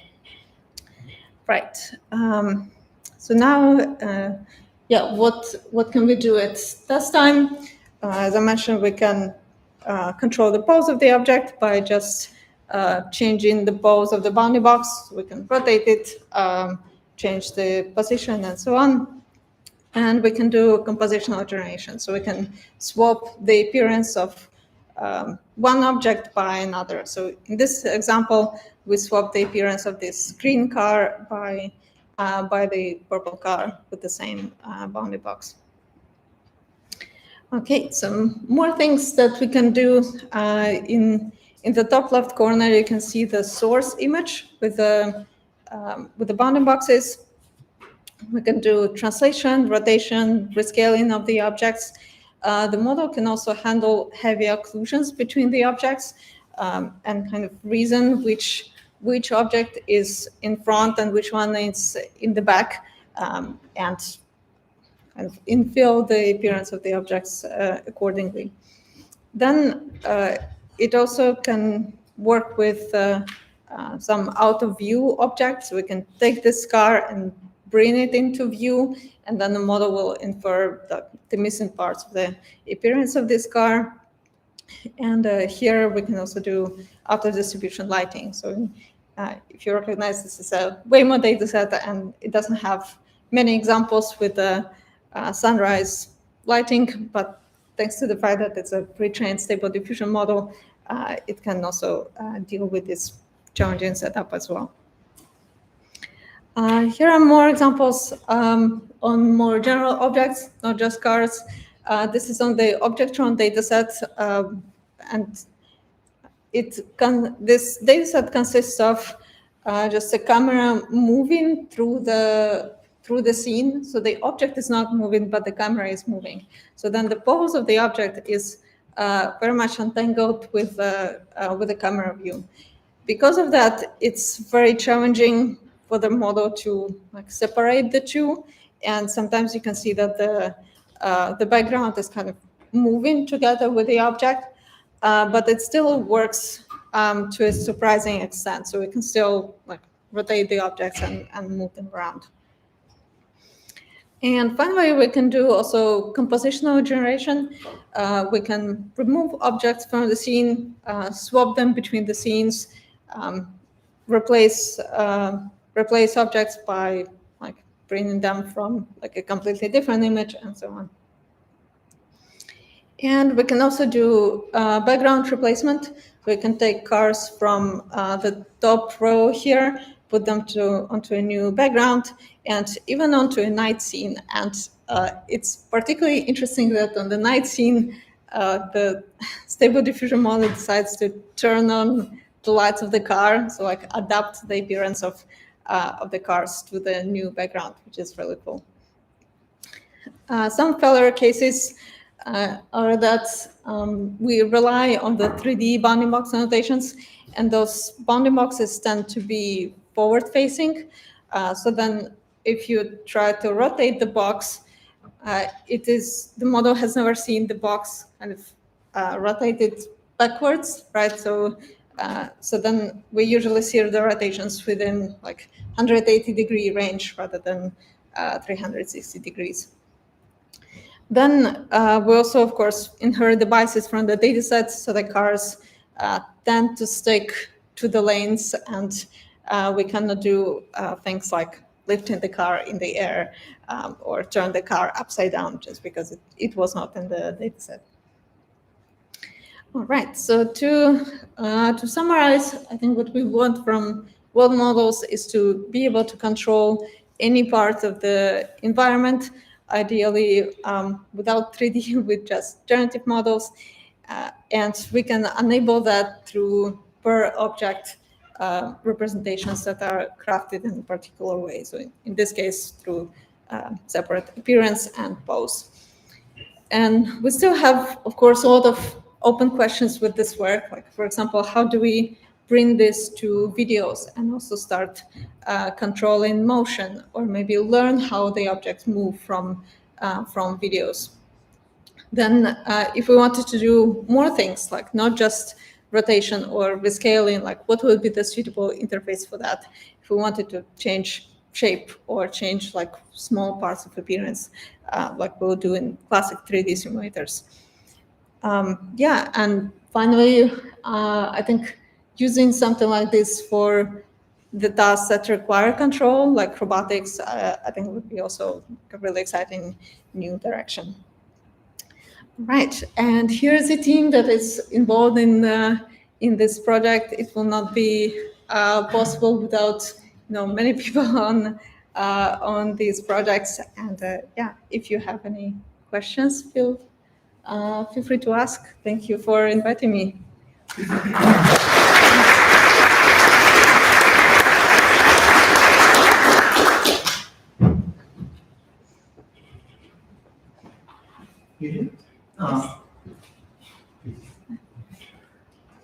actual question is on the slide. How do you combine the two ways?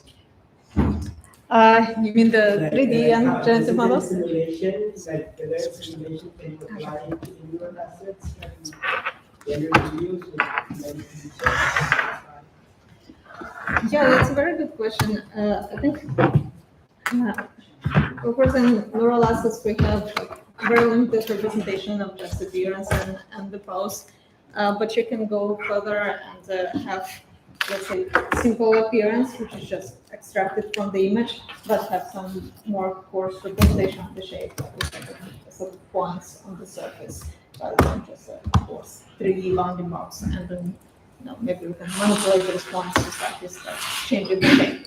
So it's perhaps something between neural assets and the explicit mesh that classic simulators usually use. So yeah, I think it will be really interesting to explore where what would be the best in between representation. Yeah, actually, that's a really good idea too. Yeah. Question. Thanks for the presentation. You share some example for rigid coupling, like for the word model. I'm thinking like, because rigid also can coupling with fluids. And Yeah. how do you think in word model you model the this kind of rigid fluid coupling? Actually, I think you choose the implicit particle. This idea is quite interesting, and but follow up on this work, it can have like two kind of problems to have this kind of couple data. Another one is how do we model this? I think it will be very large degree of freedom. So do you have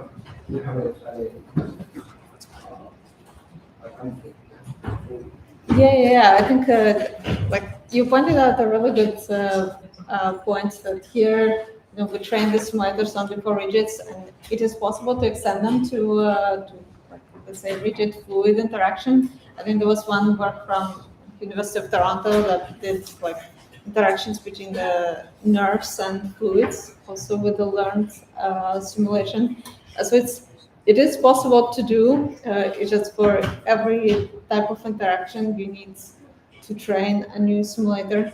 That is, it's okay if you're like focusing on this problem and you really need this interaction to happen. Let's say you have many tasks that involve interaction between rigids and fluids, and then it will justify the effort of doing it. Let's say if you wanted these simulators to work for like any type of physics, right? It's like rigids plus fluids, different types of fluids plus I don't know, different deformable objects. Then my point is that it's just very hard to learn like the simulators that can do like, all the types of physics we want to represent. Hope that answers your question. Okay. More questions? Yeah, question. Yeah, it sounds like you have a data problem, because I wonder, in my mind's eye, I can picture X, Y, and I have good spatial intelligence, but what is the missing piece in your architecture that maybe you need to get this kind of intelligence in these systems? I'm curious, because you said you will be able to control car to fly, and at the same time, it seems like your goal is to control it. So I'm curious, how it seems like a good challenge to me. Right, you mean in the second part of the talk, right? In the neural assets. Yeah, I think just training it on a more diverse set of data.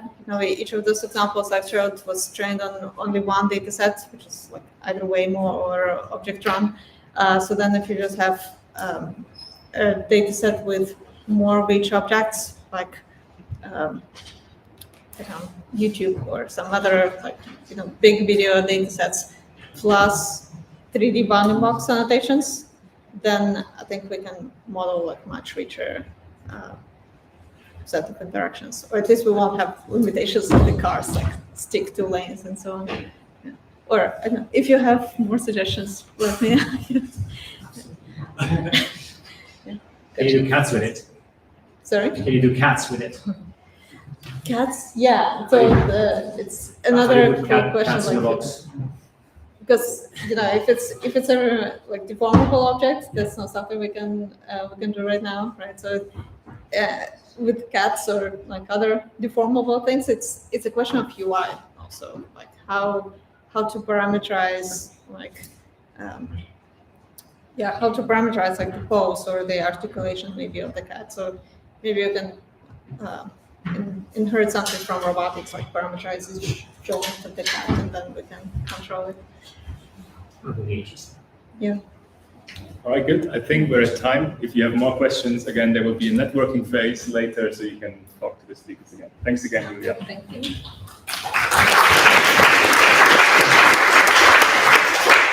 So for the next part of the session, we will switch the format a bit. The first 3 speakers were keynote speakers. The second 3 speakers are going to be lightning talk speakers. And those are PhD students here from UCL or from other universities. And they will give a 10-minute presentation about their research each.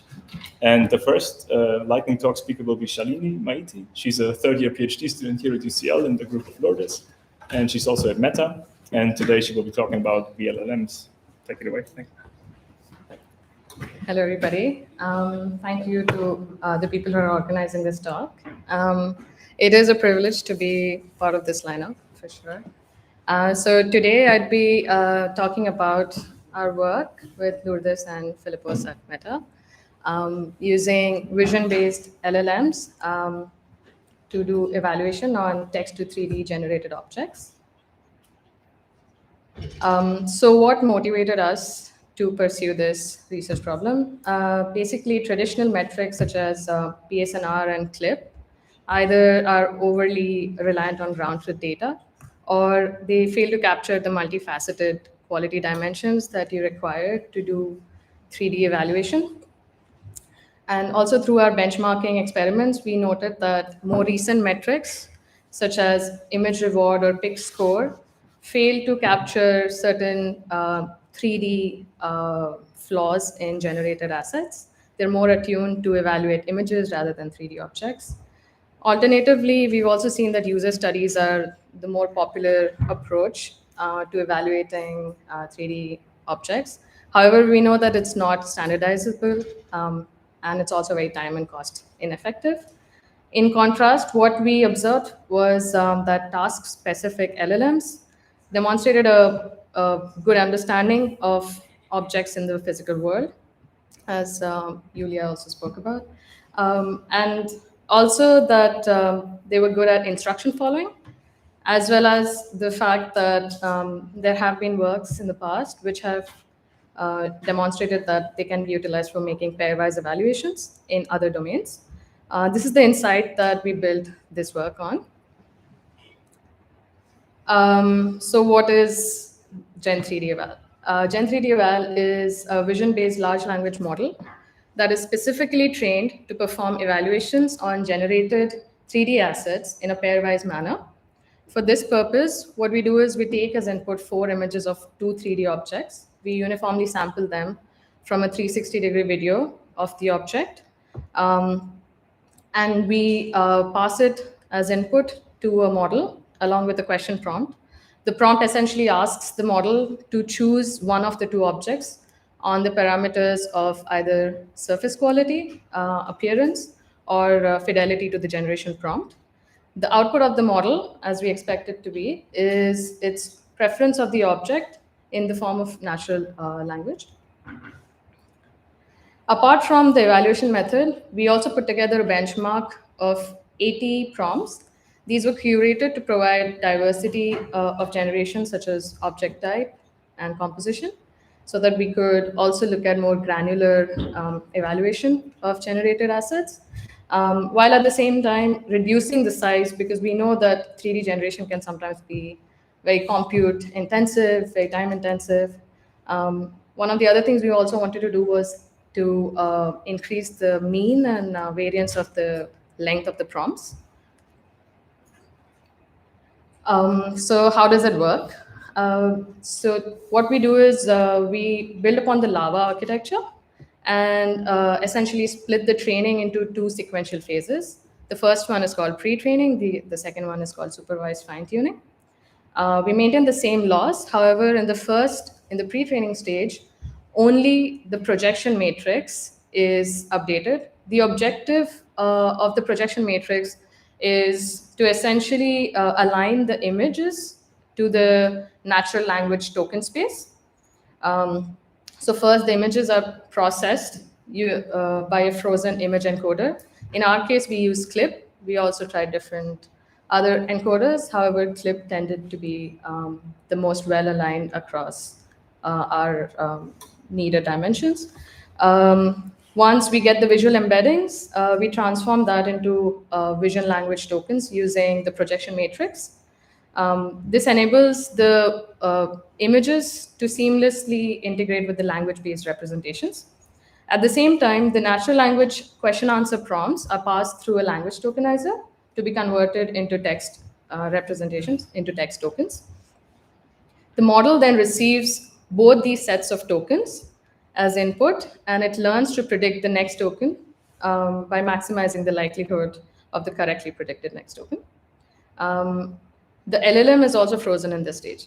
And in the second stage, the supervised fine-tuning stage, the aim is to jointly train the LLM as well as the projection matrix for the very specific task of performing pairwise comparisons.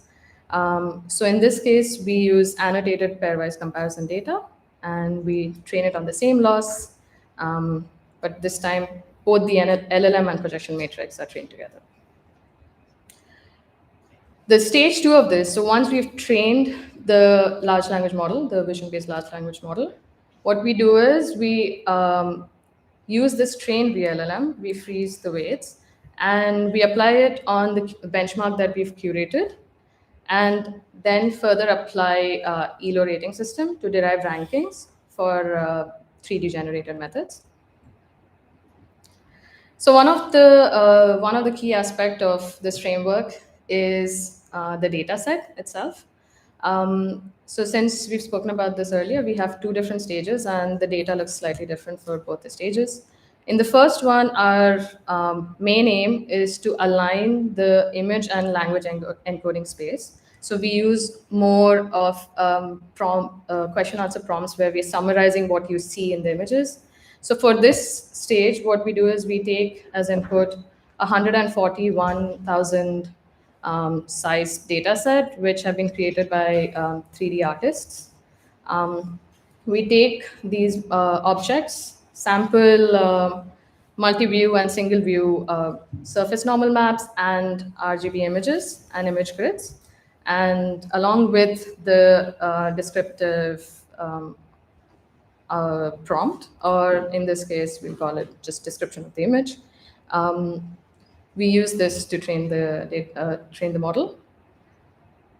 In the second stage, where we're doing fine-tuning, because the aim is to train the model to actually perform the task of evaluation, our data set looks a bit different. What we do is, it's a 2-pronged approach. One is that we use synthetic data that we've generated from using simulating artifacts that we commonly see in generated 3D assets, while incorporating different types of representations, such as meshes, Gaussian splats, nerves, etc., to generate the original object.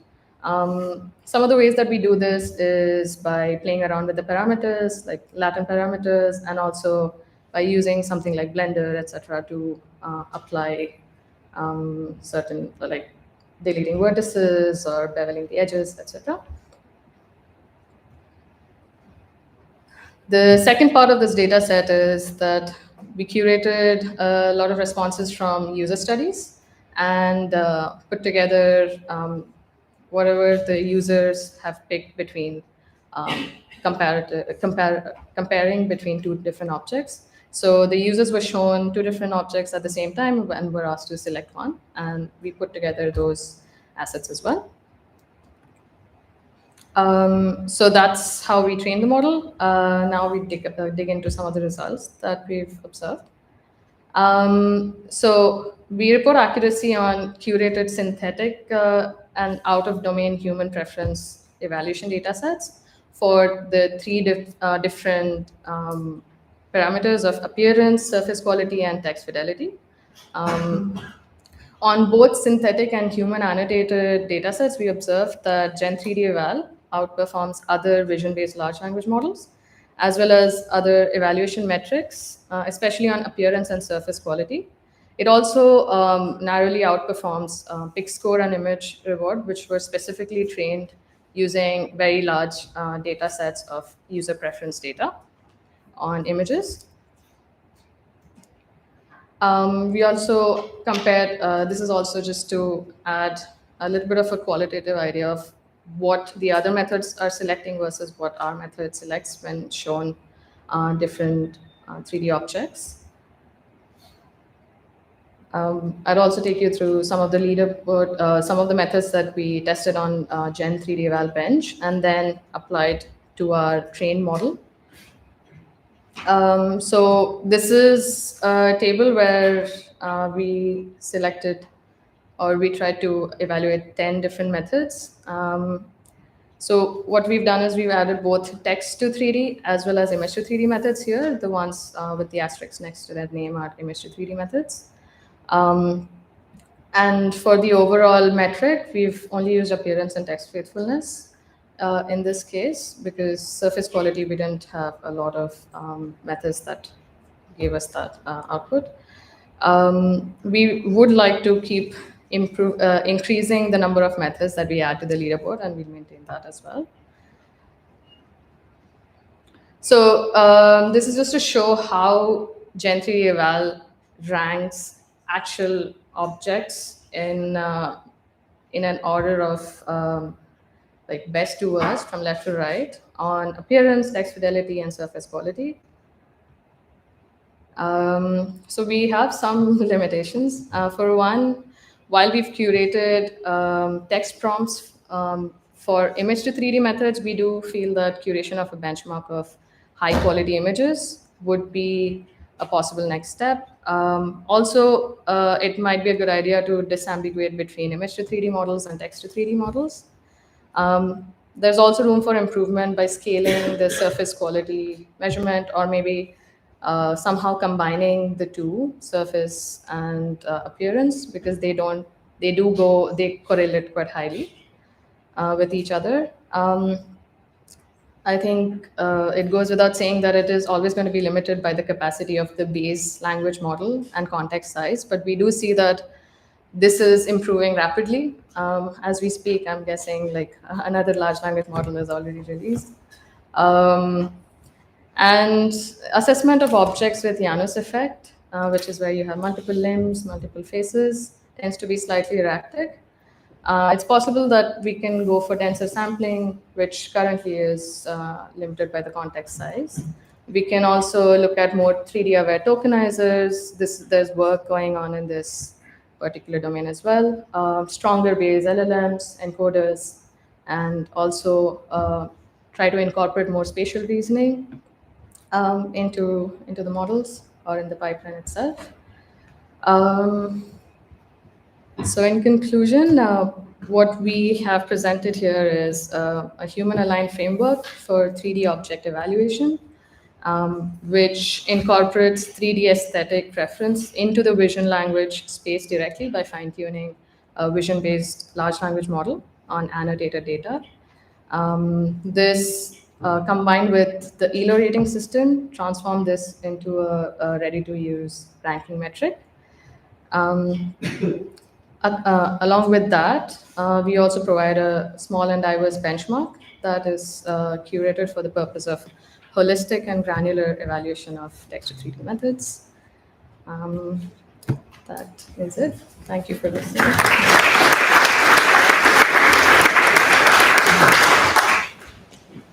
We might have time for one very, very quick question. Anybody wants to shoot?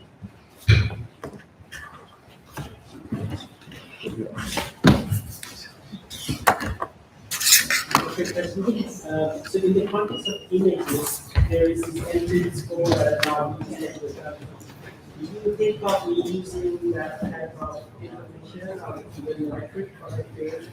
So LBIPS, if I understand, is a distance metric, and for that, I think what happens with something which has such an infinite space of generation,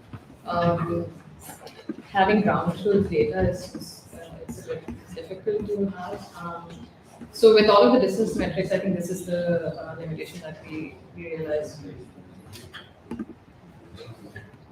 All right, good.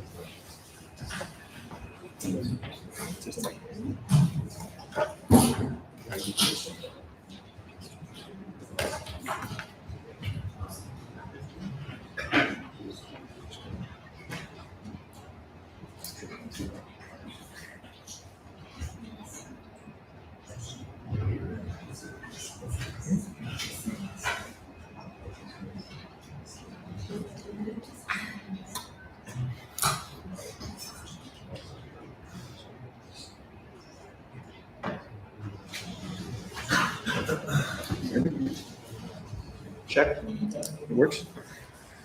Next up, we have Eric Dexheimer. Eric is a final year PhD student at Imperial College London, where he's part of the Dyson Robotics group. Yeah, so today I'll be presenting our work on Master Slam, which is joint work with Riku Murai and my supervisor, Andrew Davison. And the title of the talk is Real-Time 3D Reconstruction, Master Slam and Beyond. So here's just a video of Master Slam running on an establishing shot from Shawshank Redemption. Yeah, so perception and generation are quite intertwined now. Our lab works a lot on something called simultaneous localization and mapping, or SLAM, which is this chicken or the egg problem where you want to find out where you are in an environment while also reconstructing the environment. And now that's pretty prevalent in a variety of products, such as robotics products like drones, and also VR headsets, and they're often in the form of things like sparse SLAM. And so when you have a nice calibrated setup, you have control over all your hardware, you can develop some pretty robust algorithms that work in a variety of scenarios. But now for generation, as you've heard today, we want more and more 3D data. So one of the big goals is, can we kind of run perception algorithms on in the wild videos and extract things like poses and dense 3D geometry and use that as a data source for generative AI and robotics. So while those previous algorithms were not that robust, you've heard some about Duster and Master today, which are these new, and also VGT, these new impressive models that take in images and kind of go right into 3D. And they kind of unify all of these different problems like camera calibration, dense geometry estimation, correspondence. And so we're kind of wondering how we can leverage those in these, real time, where you're getting videos with thousands of frames, figure out where you are, and also reconstruct the environment. And so we wanted to build a SLAM system that leverages these new priors, since they reduce ambiguity from single view prediction networks, and they also enable new capabilities. So our goal was to make a SLAM system that is general. So we didn't want to make any assumptions on the camera model. Down the line, these may be trained on fisheye images and all sorts of distorted camera models. So we didn't want to resort to a pinhole camera model. We want to be efficient so that we could run it real time. And there's questions about how do we do things like pairwise matching, global optimization very efficiently. And lastly, we want it to be accurate. Since these networks go right into 3D, there's still some sources of error, and that can kind of ruin consistency, which is quite critical in SLAM. So system overview, it's kind of a modular SLAM framework. Our main building block is the master network that takes in 2 images, outputs these 3D point maps as mentioned before, and also we need to get pixel level correspondence. And so that's kind of a key building block that's used over and over again. So in tracking, we have a previous keyframe and we're getting this video stream, we're tracking against that keyframe. Then in the front end, we're doing also some local fusion, which refines estimate of the local geometry and also refines our camera model. And keyframes are basically a subset of frames that we use to represent our full global map, which are then sent to the back end. We can create a database of keyframes to do things like efficient loop closure, figure out if we visited somewhere in the past. And then also we can do global optimization over all of these frames to get a nice consistent global map from a video. So how this looks like, here's an example of us running it in our office, the Dyson Robotics Lab. The keyframes are shown in red. You can see locally there's some fusion of the geometry, and you can see some little updates to poses. And as you get some larger, if it revisits the same location, you'll see some larger updates to the global map. And we're handling here thousands of frames to reconstruct this whole office. And it's always getting a best estimate of its pose at the current time step and also what the map looks like. So sometimes you'll see a drift and it'll kind of correct. By the end, you'll see a significant amount of drift where it hasn't revisited, and it'll kind of get a nice big loop closure and correct into this Manhattan looking environment. And so some of our key insights to enable this system was to view point maps from the, by looking at them as rays. So you can draw a ray from a camera center to each point. And this was actually quite critical for reducing pose error, which means the network still has some bias in outputting 3D points directly. This is kind of close to doing some kind of reprojection error in the tracking and mapping optimization. And the other nice thing is just viewing point maps in the form of rays, is this can work with any type of central camera model where you have a unique camera center. So we're not losing generality there either. Another nice thing about viewing point maps in the form of rays is it allowed us to do a very efficient matching. So previous works, you can do matching in 3D space, such as a KD tree, but it's not too slow, but it's still bottlenecked by CPU operations, and it also lags in accuracy. And then there was things that do 2D matching, this global search over all possible pixels, which is quite slow and not suitable for real time. Well, we can kind of formulate matching as this iterative optimization, where we're locally optimizing for the ray that matches our observation. And this is very fast and doesn't sacrifice on efficiency. So we can get to a system FPS of 15 at full resolution. Yeah, and as mentioned, we also wanted to show that global optimization does not have to be slow. If you kind of leverage GPU for doing all these parallel reductions across all pairs of frames, and then also using sparsity in your optimization problem, you can get convergence that works pretty quickly. Yeah, so one interesting thing from our system is at the end, after we optimized all the components, the network encoder, decoder of this pairwise network takes about 2/3 of the total runtime. So just something that was interesting when you optimize all the other components. One nice thing about these 3D priors is it kind of enables you to do things that probably previous SLAM systems can't do very well or very efficiently. It's things with changing camera models, very dramatic zoom. And so this is kind of showing the upside of using 3D priors, is they can kind of unify all these tasks, and you can just kind of filter over your camera model locally and not having to be optimizing that in the back end. So yeah, then you can get a nice loop closure at the end, and you can get pretty nice looking Manhattan common room kind of thing, even with this dramatic zooming. Here's an example of an in the wild video I like. It's of a drone flying through a bowling alley in Minnesota. And it shows lots of different scales of scene, shows fast motion, specular surfaces, dynamic objects, some tight corridors. And you can see the model, you can see the system will sometimes drift, but it can get some large loop closures and get some generally good geometry. Why I like this, I think, generally a few years ago, we probably thought this wouldn't be possible. And now you can get pretty good result, a pretty good global estimation of the geometry and where the camera poses are. But I think it also shows, there's a lot of work to do. The geometry is still there's holes where the model is low confidence, specifically in specular surfaces. So I think there's still more work to be done. Yeah, so thinking of what's next for real-time 3D reconstruction.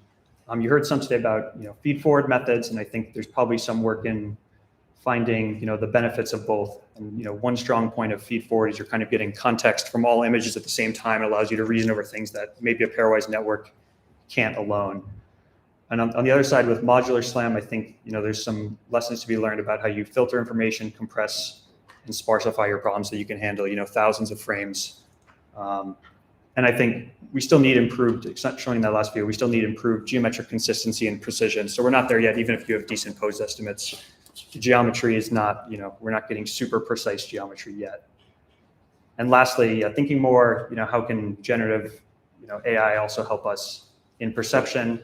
So for real-time applications, I guess currently the paradigm for using generations is using kind of 2D implicit generative models, but in real time maybe we don't need hyper-realistic things we're trying to grasp, or we're trying to simulate some physics for augmented reality. So I guess I've been thinking a little bit about 3D explicit generative models and what's the role of those. So if I have a little bit of time, I'm going to try and switch over briefly to run a quick demo. I think I still have some time, right? 2-3 minutes. Okay, I guess that's very quick enough.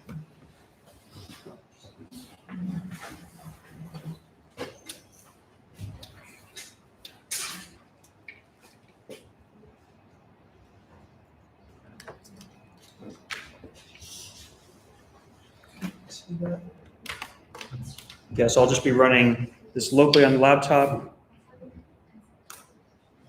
Hopefully this runs locally on a laptop just with RGB camera, no calibration. I guess I'll start the same chair. Hopefully it looks as good as before.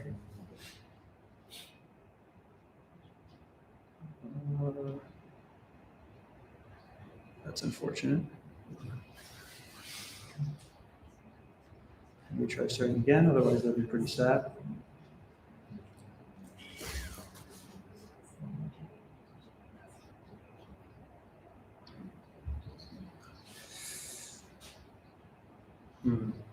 Okay, well, maybe we can start with questions. Well,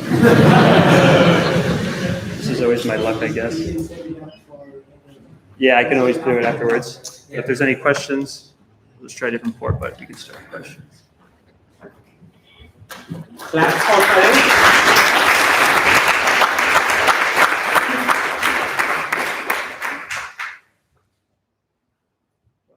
Okay. Any questions?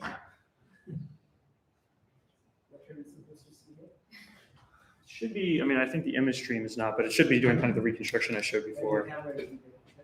Yeah. Yep. So the question would be, so master that operates on piezo frames, right? Yeah. Which piezo frames do you operate on?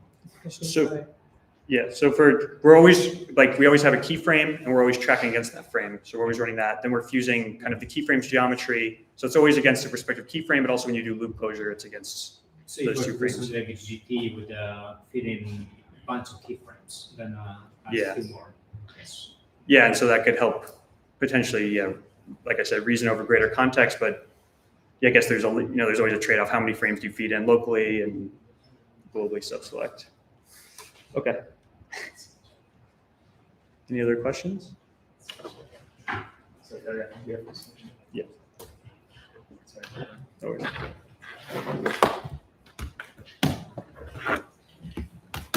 I mean, clap again for the courage. Our last lightning speaker for the day is going to be Rishabh. Rishabh is a third-year PhD student at UCL here. He's also a research engineer at DeepMind. Up to you, Rishabh. Awesome. Thanks very much for the introduction. I'm going to be presenting some recent work on image to 3D synthesis with these lovely collaborators. I'm going to start by asking, do large multimodal models have some notion of 3D already? Because if they do, we can give up our day jobs and just practice prompting. But the way we're going to ask this is we're going to present an image of an object and try to caption it. And then we're going to present an alternative view of the same object to the model and see what it says. So for this particular image, Blip2 thinks it's a toy robot, and PolyX thinks it's a figurine with a barrel for a head. But as soon as I change the view slightly, now Blip2 says it's a 3D model of a skull on a pedestal, and PolyX thinks it's a statue on a purple base. So 4 different views. We have a variety of descriptions. It's everything from a skull to a robot to a basketball to a statue and figurine, which goes to suggest, I mean, the multi-view inconsistency goes to suggest that these models are not able to conceive what the object looks like in 3D when they're actually reasoning about it. And you might wonder, is this discrepancy simply because of the probabilistic nature of these models? Like you generate samples and the samples can be different. So we also looked at this with non-probabilistic models and slightly less ambiguous cases. So here we take eight views of the same object and we look at clip zero-shot predictions. So zero-shot predictions, they just take the clip embedding and you try to associate them with a closed vocabulary. And this is fully deterministic. And you'll see that clip predictions range from an armband to a cowboy hat to a dog collar, and maybe a necklace and a couple of different views, which should hopefully be obvious to everybody that this is a necklace. So we believe that image to 3D imagination is really critical to equip these LLMs with scene understanding and reasoning capabilities. And that motivates our work on image to 3D synthesis. We're following in the footsteps of a lot of great work that's already been done in this area. There's feed-forward methods as well as optimization-based methods, and then recent work that seems to be converging on multi-view priors in order to predict what an object looks like in 3D. So I'm going to start by reframing the problem slightly, and then showing what I think is a problem with existing approaches. So say we have a single image of an object, this observed view here, and the goal is to predict a set of target novel views that show the object spinning around its vertical axis. So in one scenario, we might find that this particular cup has a handle when viewed from behind. And in this scenario, the target views will lie on this particular trajectory. But in another scenario, the cup may not actually have a handle, and it follows, and the novel target views actually follow an alternative trajectory. So this formulation already gives us two desiderata for an image to multi-view system. So one, it should be able to envision multiple 3D possibilities for the same 2D input image. So it should be able to produce a diversity of outputs. And secondly, the set of generated target views should be consistent with one another. They should lie on one of these particular trajectories. We don't want mixing up of the trajectories or any averaging between them. So diversity and multi-view consistency, those are two important criteria to look for. So typically, the way this is implemented is using a multi-view diffusion model, which we've heard about a lot. And the problem with these approaches is that they are conflating two tasks.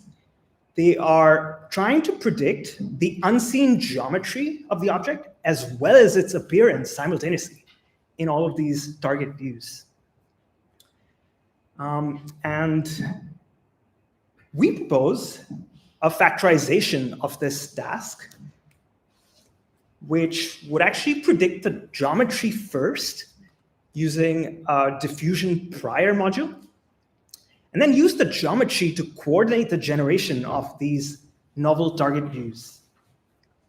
So the factorization of the target distribution looks like this. So yeah, the diffusion prior samples a geometry for the unseen 3D geometry corresponding to the input image. And then given the geometry as well as the input image, we try to predict the final multi-view appearance of the object. Doing this has a few different advantages. We can now train these two different modules separately, explicitly supervising on the geometry as an intermediate representation. It also allows flexibility in sampling multiple geometries for the same input image or multiple textured appearances for the same geometry. And more importantly, modeling this one-to-many map as a composition of two probabilistic maps, we think can help improve the accuracy as well as diversity of the final realized outputs, instead of conflating these two tasks together and complicating the output space. We also propose a point map-based geometric representation in this pixel-aligned formats, which serves as a dense annotation for the target images. And these point maps are based on normalized object coordinates. They establish point-to-point correspondence across all the views, and they are expressed in a common reference frame. Importantly, they are predictable regardless of the camera pose of the source image. We want them to be predictable regardless of the camera pose, and want these Crux point maps to be learnable across different training examples. So, show you some results. So we train these two modules separately from scratch, only on synthetic data from Objaverse and Objaverse XL. And here we now test the model on real-world objects from a variety of data sets, as well as in the wild images. And the model first predicts the geometric point maps, and together with the input image and the point maps, it then predicts the novel view appearance of the objects. We have comparisons with 5 different baselines on a variety of metrics, including the typical novel view synthesis metrics like PSNR, FID, LPIPS.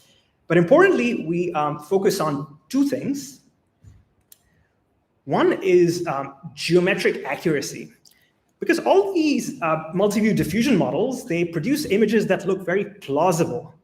But the question is, do these images actually, do these output images actually match the expected geometry and expected pose of the target views? And we find, based on this IOU evaluation, we find that our model does significantly better, which you would expect, as it has an explicit geometric control and is also supervised on the geometry. For a more ambiguous input, we want to be able to produce diverse examples. And this is what you see. These examples all start with the same input image, and we see a variety of realized geometries as well as final textured appearances. And lastly, we evaluate multi-view consistency based on clip embeddings of each predicted view, and we use pairwise distances of the clip embeddings to show that our model produces significantly more consistent predictions relative to, say, 1, 2, 3, 4, 5 or free 3D, which can often produce pretty interesting discrepancies for the predicted novel views. There are some limitations for this work at the moment. We do not model the background, so it's not a full scene based model. And we're currently also limited to training on images of 3D assets, as we rely on getting these point maps to train on. But we do think there are straightforward extensions that are possible. We could easily allow multiple source views and perhaps multiple prior modules as well to use more latents in the pipeline. So my one message for you is, please do not try to reason about shapes at the level of pixels. And with that, we'd love to release our model soon, and for you to be able to try it as well. Thanks very much.